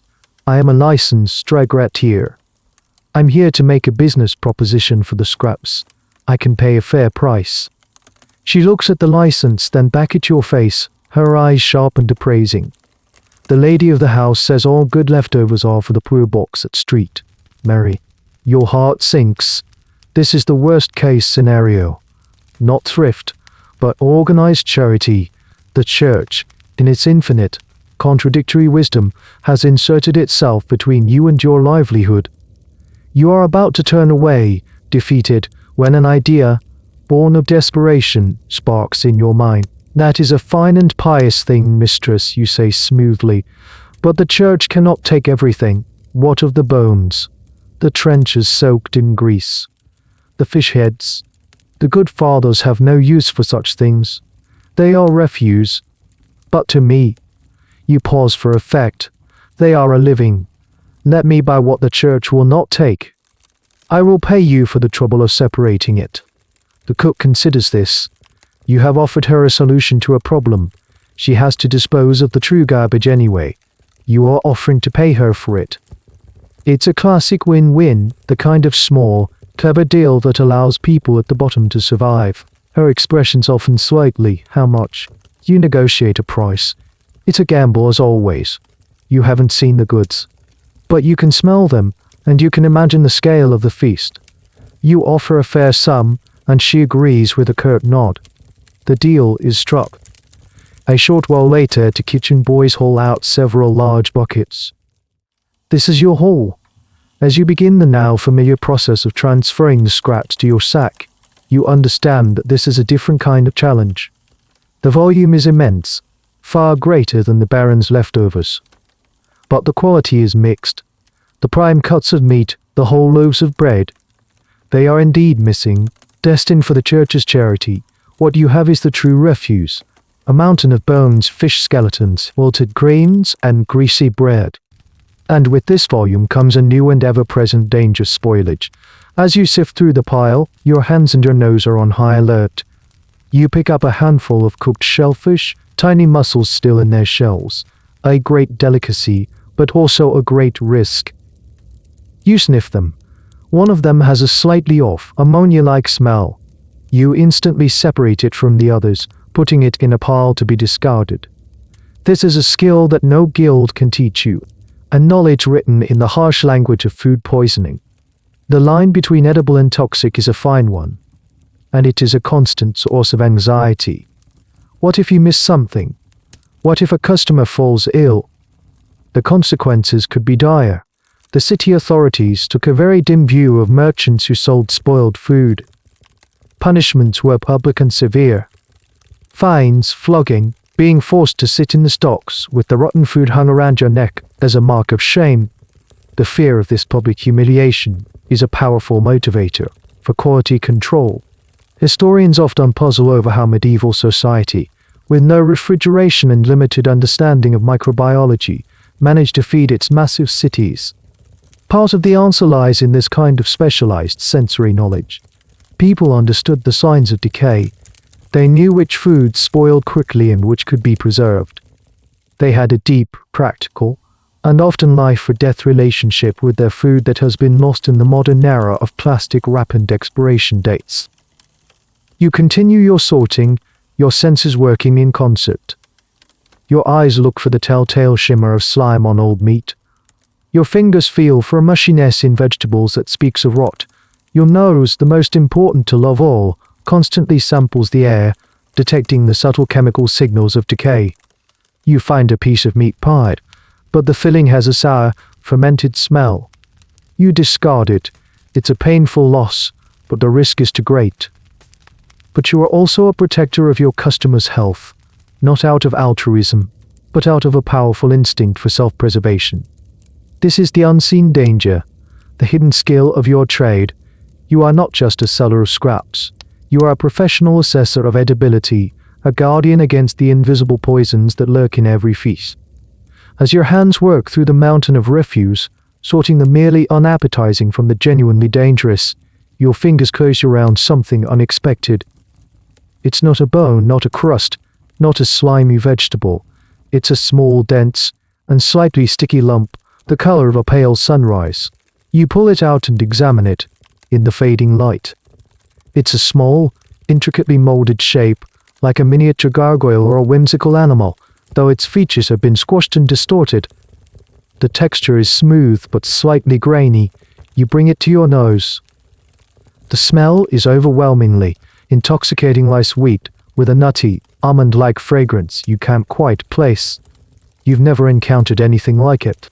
A kitchen boy, taking a break in the doorway, sees you looking at it. "Ah, you found a bit of the marzipan," he says, a grin on his face. "The master sculptor made a whole castle out of it, with knights and a dragon." Marzipan. You've heard of it, of course. It's a legendary substance, a confection made from ground almonds and sugar, two of the most expensive ingredients in the known world. Almonds from Spain or the Levant, sugar from Cyprus or the East. This single sticky lump in your hand represents a journey of thousands of miles and a fortune in coin. It is the very definition of a luxury good. You stare at the little gargoyle. It is a true alien on your landscape of bones and gristle. This is not food for sustenance. This is food as art, food as pure, unadulterated pleasure. The idea of it is so foreign to your daily existence that you struggle to comprehend it. You live in a world of calories and basic survival. This little object comes from a world of fantasy and delight. The boy continues, happy to share the gossip. The children of the house raided the castle before it even reached the high table. Smashed the whole thing to bits they did. The cook was furious. So this little gargoyle is a refugee from a child's playful rampage.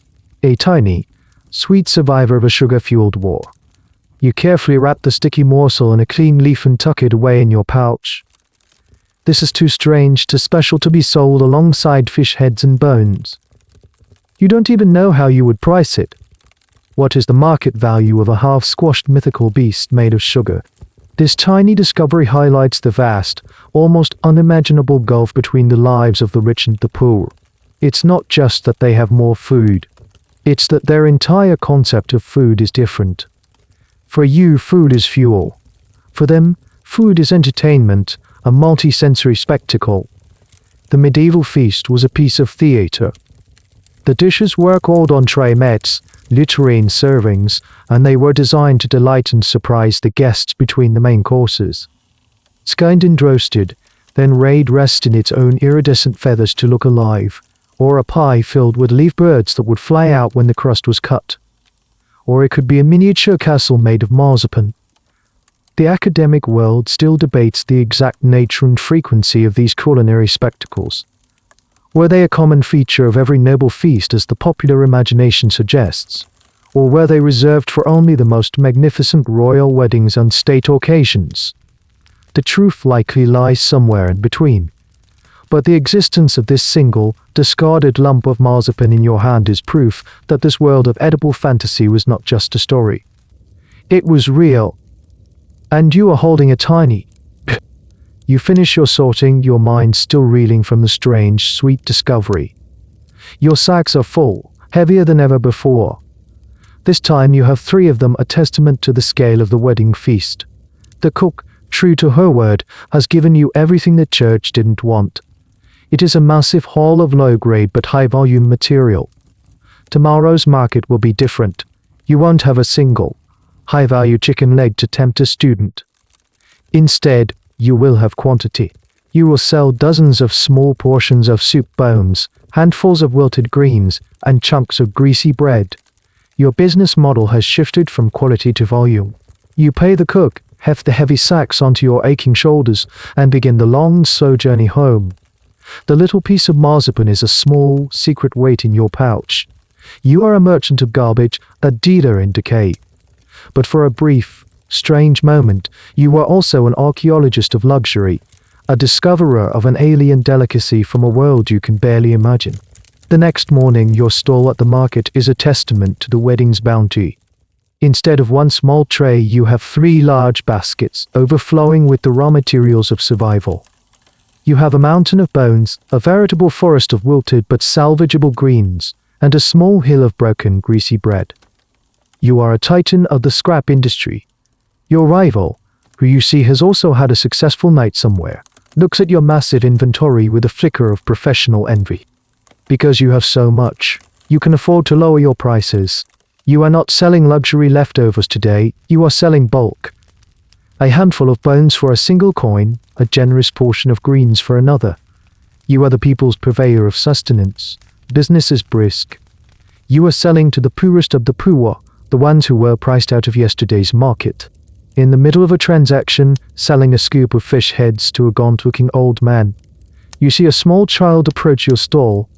He can't be more than 5 or 6 years old, with huge, dark eyes and a pale, dirt-smudged face. He is alone, a tiny, self-possessed figure navigating the chaotic world of the market on his own. He isn't begging. He stands in front of your stall for a long time, just looking. His gaze is not fixed on the bones or the bread. It's fixed on a small, separate pile you've made. Among the discards from the wedding feast, there was a handful of bruised, sweaty, mushy pears. They are past their prime, too soft for a rich man's table, but they are still whole. And to a child who has likely subsisted on a diet of grey, flavourless porridge, the sight of a piece of fruit, sweet, colourful, and vibrant, wishing you a pleasant experience. The child walks closer. He is clutching something in his small, grubby fist. He opens his hand. In his palm sits a single, thin, greenish-looking coin. A petit, the absolute smallest denomination of currency in the kingdom. A coin so worthless that most merchants would refuse to accept it. It is his entire fortune. He points a tiny finger at the pile of pears. That he whispers, his voice barely audible above the market din. You look at the child, and then at the coin. By any rational economic measure, this transaction is a waste of your time. The value of the coin is almost nothing. The pear has a higher value, even in its bruised state. But you are not in a rational economic space. You are in the market of the poor, where the currency is a mixture of coin, dignity, and desperation. You nod slowly. You pick out the best of the bruised pears, the one that is least damaged, and hold it out to him. One pear, you say, your voice gentle. The child's eyes widen. He carefully places the worthless coin in your hand and takes the pear with both of his, as if he is accepting a royal scepter. He holds it for a moment, looking at it, smelling it. Then, he turns and walks away without a word, taking his first bite as he disappears into the crowd. You stand there, the tiny, insignificant coin in your palm, and something inside you shifts. You have spent the last 2 days navigating a world of cynicism and survival. You've flattered cooks, bribed servants, faced down rivals, and paid off corrupt guards. You've learned the hard, cruel rules of your profession. But this one small, silent transaction has touched a different part of you. This is the face of true hunger. Not the dull, chronic ache that you and the other adults live with, but the raw, innocent, and overwhelming need of a child. For him, that pear was not a piece of second-hand refuse. It was a treasure. It was a moment of pure, unadulterated joy in a life that, you suspect, contains very few of them.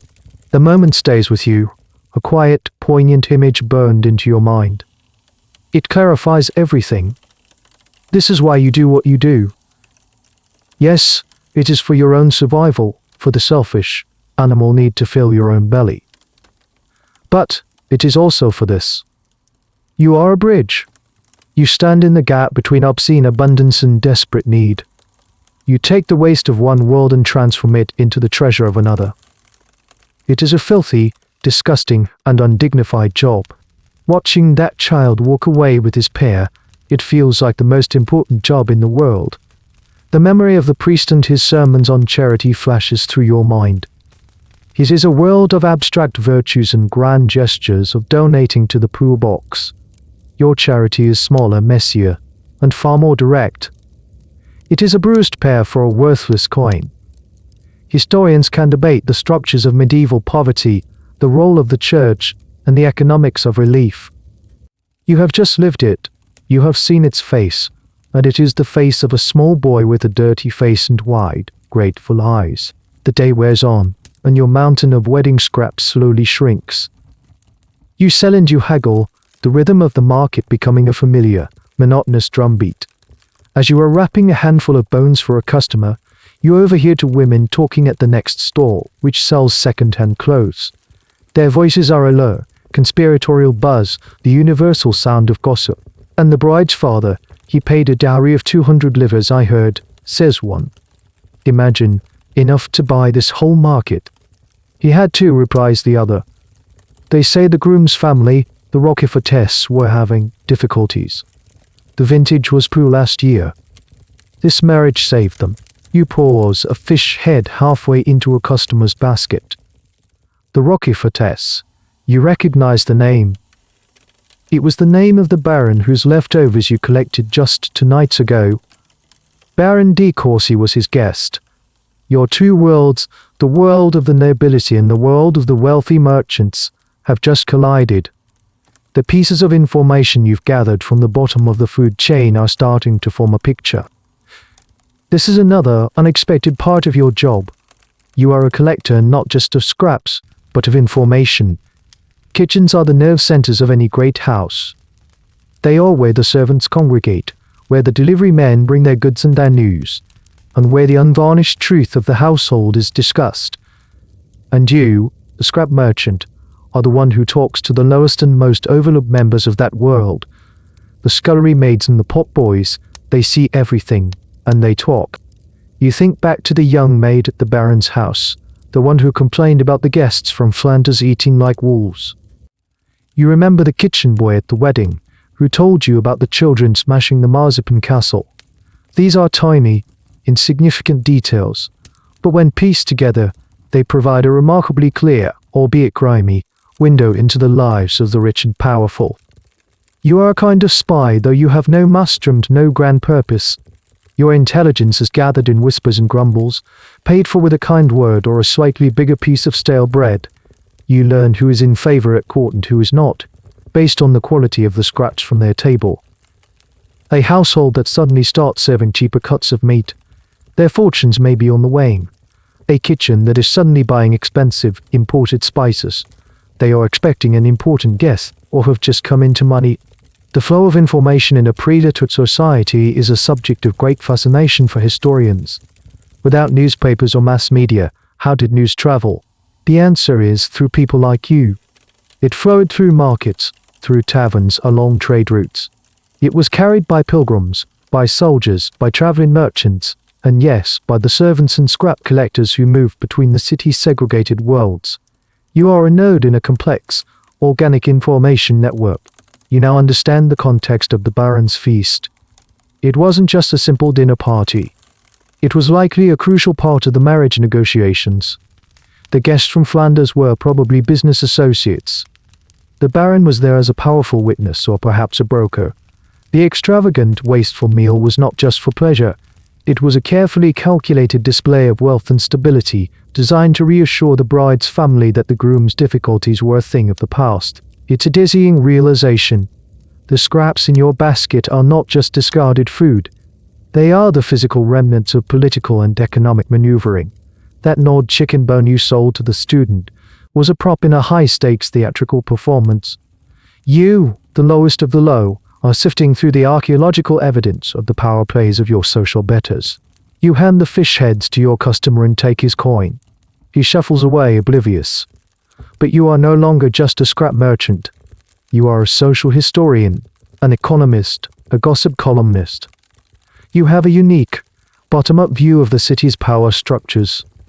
You see the fault lines, the alliances, the hidden anxieties of the elite, all reflected in the quality and quantity of their garbage. It's a strange and useless kind of knowledge, this intimate understanding of your masters' lives. It will never make you rich. It will never earn you a place at their table. But it gives you a secret, a small, hard kernel of understanding in a world that is designed to keep you ignorant and powerless. You know their secrets because you eat their trash. The day is nearly over. The sun, which never truly showed its face, is now retreating, leaving the sky a uniform, melancholy grey. The market is emptying out, the vendors packing up their unsold goods, their voices weary. Your own baskets are nearly empty. It has been a good day, a profitable day, born from the celebration of strangers. You are counting your small pile of coins when a shadow falls over you. You look up. It is the Baron's steward, the stern-faced man from 2 nights ago. Your first instinct is fear, a jolt of anxiety that you've done something wrong. But he is not wearing the hostile expression of a man on official business. He looks curious. He had seen you at the wedding feast yesterday, he explains. He was surprised. He didn't know you catered to the merchant class as well. He had assumed you were exclusively contracted to his master's house. There is a hint of aristocratic snobbery in his tone, the idea that even the garbage of the nobility is superior to that of the bourgeoisie. A man must go where the feasts are. You reply simply, your voice raspy from a day of shouting prices. The steward nods, accepting this. And then he does something you don't expect. He asks to see your earnings. Hesitantly, you show him the small, grubby pile of coins in your hand, a motley collection of deniers, liards, and a few worthless pitters. It is the physical manifestation of your long day's labor. He looks at the coins, then looks back at you. And then you see a flicker of something in his eyes, a kind of stunned disbelief. This is it? He asks, his voice softer than you've ever heard it. This is what you make. In that moment, the chasm between your two worlds is laid bare. not through waste or leftovers, but through simple, brutal economics. To him, this pile of coins is a pittance, a rounding error in his household accounts, less than the cost of a single bottle of the wine his master drinks. To you, it is a fortune. It is the difference between eating and starving, the key to surviving another day, another week. You are suddenly aware of the contrast between you. His tunic is made of fine, dark wool, clean and well-mended. Your own is a patchwork of coarse, stained linen. His face is clean-shaven, his hair cut neatly. Yours is smudged with the grime of the city, your beard an untrimmed mess. But the most profound difference is in your hands. His are the hands of an administrator, clean and soft. Yours are the hands of a laborer, the nails broken and permanently rimmed with dirt, the skin calloused and stained from plunging into other people's refuse. And then you realize you are standing face to face with the machinery of your oppression, with the very system that creates the world you live in. But it is not a faceless system. It has a human face. And that face is not angry or cruel or even contemptuous. It is simply uncomrefined. He is not a bad man. He is just a man who has never, not for 1 second in his entire life, had to worry about where his next meal is coming from. He has no frame of reference for your existence. This brief, accidental encounter is more illuminating than any sermon. The vast inequality of your world is not necessarily maintained by active cruelty. It is maintained by a profound and almost unbridgeable gap in understanding, by the simple fact that the wealthy and the poor live in entirely different realities. They may share the same streets, the same air, but they are citizens of different planets. The steward seems at a loss for words. He reaches into a pouch at his own belt, a fine leather thing, and pulls out a silver coin. A soul. Worth more than your entire day's earnings. He holds it out to you. It is not a bribe. It is a gesture of, what? Pity. A sudden shocking recognition of your shared humanity. You don't know, but you know you cannot take it. Your pride, a foolish, ragged thing that you didn't even know you had, rises up in you. Thank you, Master Steward, you say, your voice quiet but firm. But I am a merchant. I do not take charity. You have never said anything so bold, so dangerous in your life. The steward is a powerful man. He could have you beaten for your insolence. He stares at you for a long, silent moment. You brace yourself. Then he does something even more unexpected. He smiles, a small, sad, genuine smile. He puts the silver coin away. As you wish, merchant, he says, with a new and unfamiliar note of respect in his voice. He gives you a curt nod, the nod of one professional acknowledging another, and then he turns and walks away, disappearing into the twilight. You stand there for a long time after he is gone, your heart pounding. You look at the small, dirty pile of coins still in your hand. It seems more valuable now. It is not just money. It is proof. It is a declaration of your independence, however fragile and pathetic. You earned it. In a world designed to crush you, you have survived, and you have done it on your own terms. You gather your empty baskets and the small, heavy pouch of coins and begin the familiar walk home. The evening is descending, a soft grey blanket settling over the city. The market is quiet now, a ghost of its daytime self, littered with discarded cabbage, leaves and the phantom smells of 1,000 transactions. Your body aches with a deep, bone-wearying fatigue, but your mind is clear. The strange encounter with the steward has left you feeling different, not happy, not hopeful, but possessed of a quiet, solid sense of your own existence. You are a regratier, a merchant. You have a place in the world, however small and despised. As you walk, you untie your pouch and let your fingers sift through the coins. It is a good haul, one of the best you've ever had. Enough to buy scraps for several days in advance. Enough perhaps for a rare luxury, a cup of cheap, sour wine at a tavern. A whole loaf of bread, not just the crusts. The possibilities, usually so limited, feel vast tonight. This is the goal of all your striving, not wealth, not comfort, but a brief, fleeting moment of freedom from the constant, grinding anxiety of survival. You decide. Tonight, you will not eat the dregs of your own wares. Tonight you will be a customer. You stop at a small, smoky cookshop, a place that sells cheap, hot meat pies to laborers and travelers.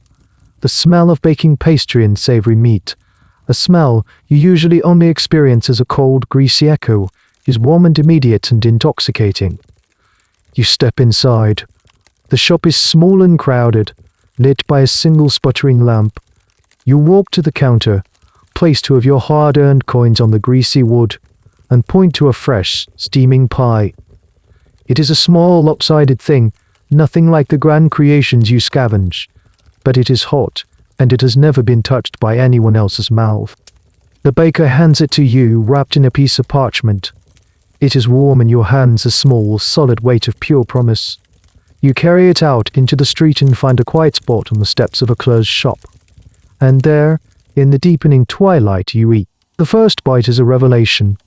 The crust is flaky, the filling a savory mix of minced meat and onions. It is the most delicious thing you have ever tasted. You eat slowly, deliberately, savoring every mouthful. This is not just food. This is the culmination of your entire, exhausting, humiliating journey. You bought the rights to garbage, sold it, and transformed it, through the strange alchemy of commerce, into this perfect, hot, life-affirming pie. You finish the last bite and lick the grease from your fingers. The gnawing emptiness in your stomach is gone, replaced by a feeling of profound, unfamiliar contentment. For the first time in a long time, you are not hungry. You look down at your coin pouch. It's a little lighter now, but you don't care. You have made a choice. You have asserted your own agency in a world that treats you like an afterthought. Some historians argue that the concept of individual choice was a luxury unavailable to the medieval poor, that their lives were entirely dictated by necessity. But tonight, you know that is not entirely true. Even at the very bottom, there are choices. Small ones. Yes. A choice between a pear and a piece of bread. A choice between paying a bribe and risking a beating. A choice between pride and a silver coin. A choice to turn your earnings not into more potential profit, but into a single, perfect moment of satisfaction. With a full stomach and a lighter heart, you walk the rest of the way home. The streets are dark now, but you are not afraid. The city feels different tonight. Not like a hostile, uncaring beast, but like a complex, living thing that you are a part of. You have found your place in its ecosystem. You are the bottom feeder, the recycler, the agent of transformation who ensures that nothing is ever truly wasted. You reach your hovel, bar the door, and light your small lamp. The room is still cold and bare. Nothing in your physical world has changed. But everything feels different. You have counted your coins, and for tonight, at least you have won. You lie on your straw mattress, the unfamiliar sensation of a full stomach, a deep, warm comfort in the cold room. Sleep should come easily, but your mind, usually dulled by exhaustion and hunger, is active tonight. It replays the events of the last few days, not as a jumble of anxieties, but as a coherent story. You see the faces, the old man Marcel, the sour-faced clerk, the harried cook, the tired scullery maid, the arrogant guard, the innocent child, the rough-and-tied steward. Each one was a link in a chain, a piece of the complex, invisible machine that powers the city. You think about the logic of it all. It is a system of breathtaking cruelty and remarkable efficiency. A world where one man's feast is another man's inventory. A society that produces so much excess that an entire profession, a guild with rules and licenses, can exist solely to manage its waste. You are living in the physical manifestation of a social contract you never agreed to. You are a product of this system, and yet you have found a way to navigate it, to survive within its brutal confines. You have learned its unwritten rules, its secret languages, its hidden pathways of power and influence. You have learned that a kind word to a servant is worth more than a coin, that a story can sell a piece of old chicken, and that a single bruised pear can hold more value than a handful of silver. A strange thought occurs to you. What if this is all there is? What if this cycle, the desperate morning, the risky investment, the disgusting collection, the tense market, the meager earnings, the brief respite, is the entire shape of your life, repeated day after day, year after year, until you are too old or too sick to continue. The thought is not as terrifying as it once might have been. There is a kind of logic to it, a rhythm. You are a part of something, a necessary, if unloved part. You help maintain a strange, delicate equilibrium. Without you, the waste of the rich would simply rot in the streets, breeding disease. Without you, the poorest of the poor would have one less source of food, pushing them closer to the edge of starvation. You are the missing piece in a deeply flawed puzzle. You think about the future. What are your ambitions? The question itself is absurd. Ambition is for the sons of merchants, for the apprentices of master craftsmen, for the clerks who can read and write. What can a regretteer aspire to? Perhaps one day, to have a regular contract with a great and wasteful household, removing the daily uncertainty of the hunt. Perhaps to have a slightly better spot in the market.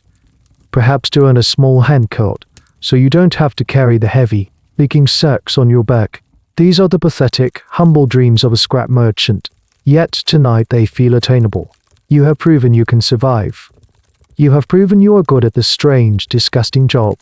Historians often debate the degree of social mobility in the Middle Ages. Was it possible for someone born in the gutter to rise to a position of comfort, or even wealth?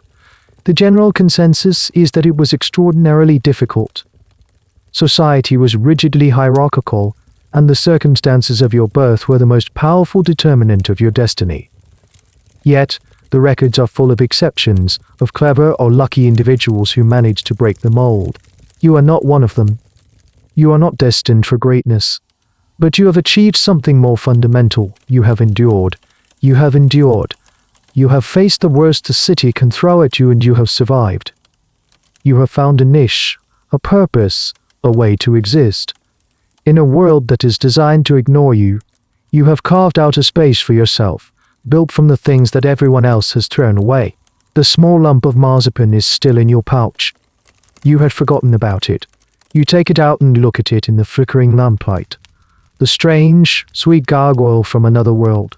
You could sell it. It is probably the single most valuable item you possess. Or you could eat it.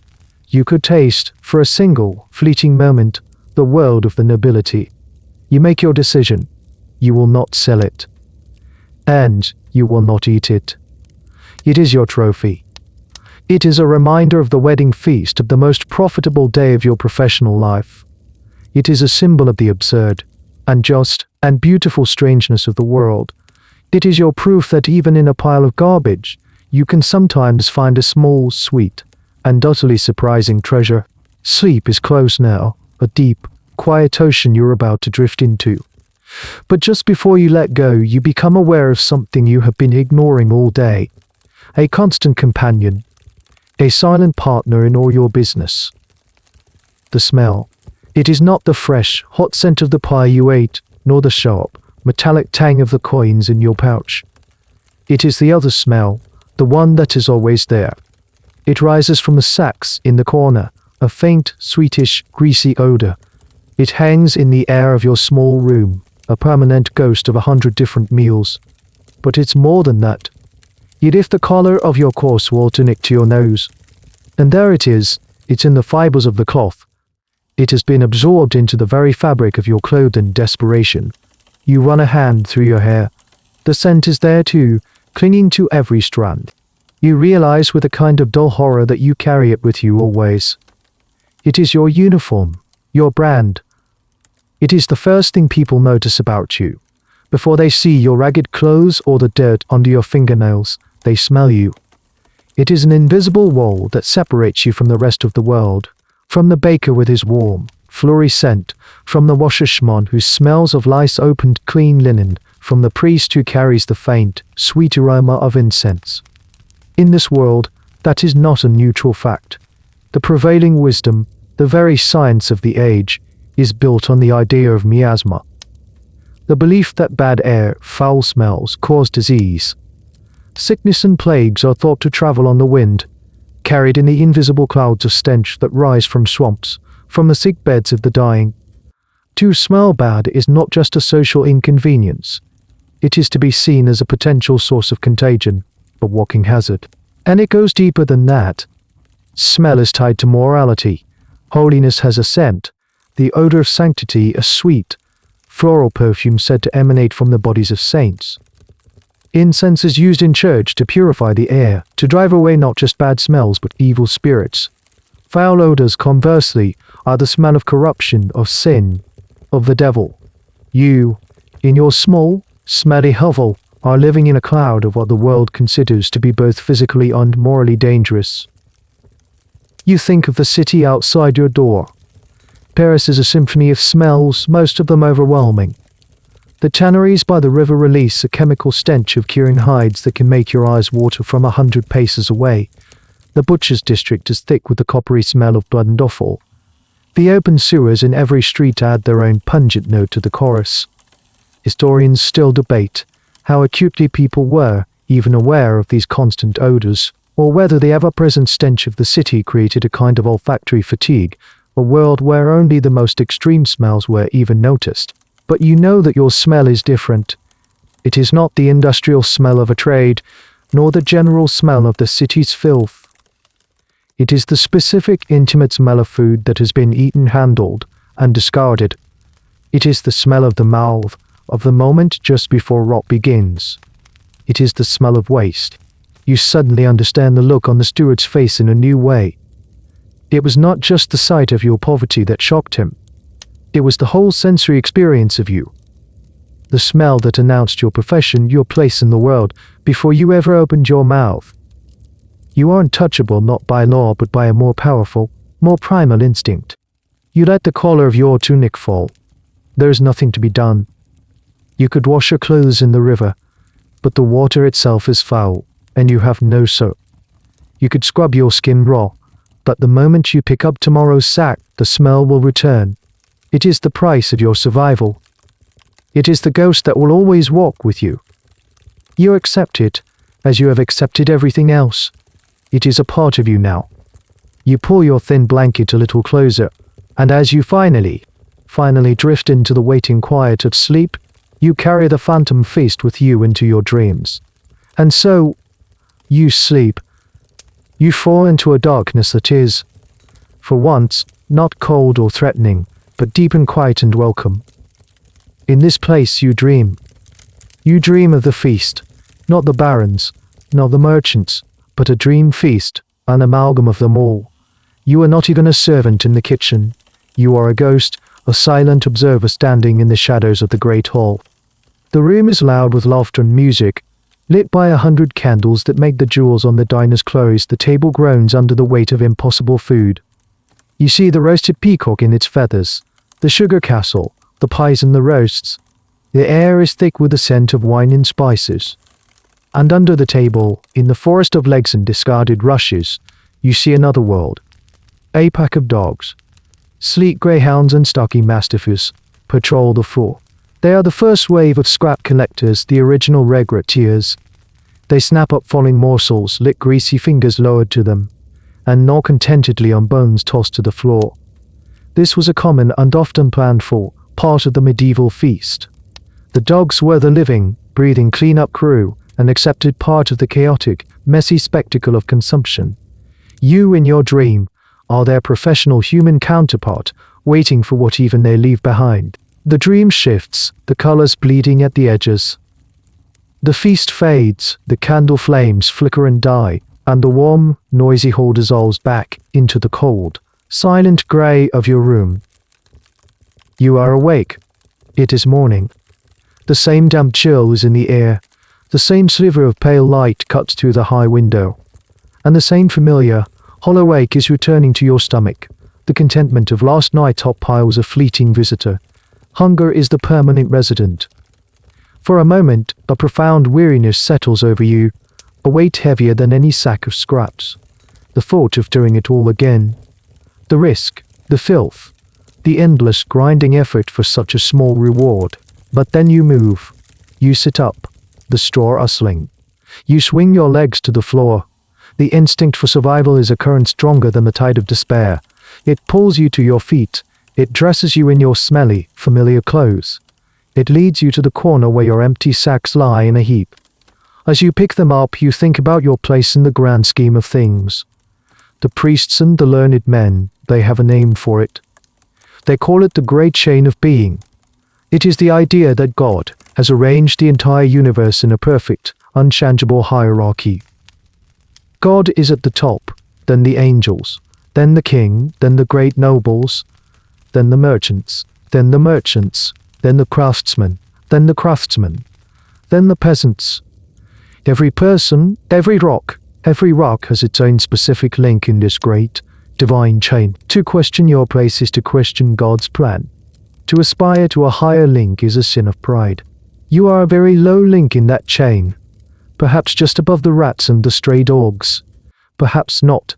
Historians will forever debate whether the common people of this age truly accepted this worldview. Did they find a strange comfort in it, a sense of order and purpose, knowing they were necessary, if humble, part of a divine plan? Or was there a deep, simmering resentment beneath the surface, a quiet, unrecorded rebellion against a fate they knew to be unjust? For you, standing in the cold morning light with your empty sacks, it is not a question of rebellion. It is a question of function. The chain needs every link. The great lord at the top of the chain needs to display his wealth by throwing a feast. The kitchen staff, a few links below, need to cook it. The dogs and the pigs, lower still, need to eat the raw refuse. And you are the link that connects the Lord's table to the beggar's bowl. You are the gear in the great machine that grinds waste into sustenance. It is a dirty, thankless, and miserable job. But it is your job. It is your link. And you know how to do it. You open the door. The familiar, foul-smelling air of the Parisian morning hits you. You hear the distant, familiar sounds of the city waking up. Another day, another pile of scraps waiting to be bought, sorted, unsold. You hoist the empty sacks onto your shoulder, the movement now as natural as breathing. You step out into the mud, and you begin. You are just another shadow, in the dawn, a single, anonymous figure in a city of a million stories. Our story finds its end here. But your story of survival goes on. And so, the city fades. The sounds of the market, the smell of the smoke and the mud, the weight of the sack on your shoulder, all of it begins to soften, to dissolve, like a dream upon waking. The sharp edges of that hard, cold world begin to blur, flowing into the gentle quiet of your own room. The story is over, but the feeling of rest it has brought can now unfold in the stillness. There is nothing left to do, nothing to figure out. You can feel the last threads of the narrative slipping away, leaving behind only peace. Your own bed is a far softer place than a straw pallet. The air you breathe is clean and still. The only hunger is a gentle, sleepy yearning for the deep nourishment of rest. You can feel a pleasant heaviness in your limbs, a sense of your body letting go, sinking just a little deeper into the comfort that holds you. The world of medieval Paris is now just a faint, distant echo, a story that has been told. And you, the listener, can now drift away from it, turning inward, toward the soft, silent, and welcoming landscape of your own deepest slumber. The final page is turned. If your eyelids are still not heavy, another story might be the final lullaby you need. Sleep sweetly. Good night.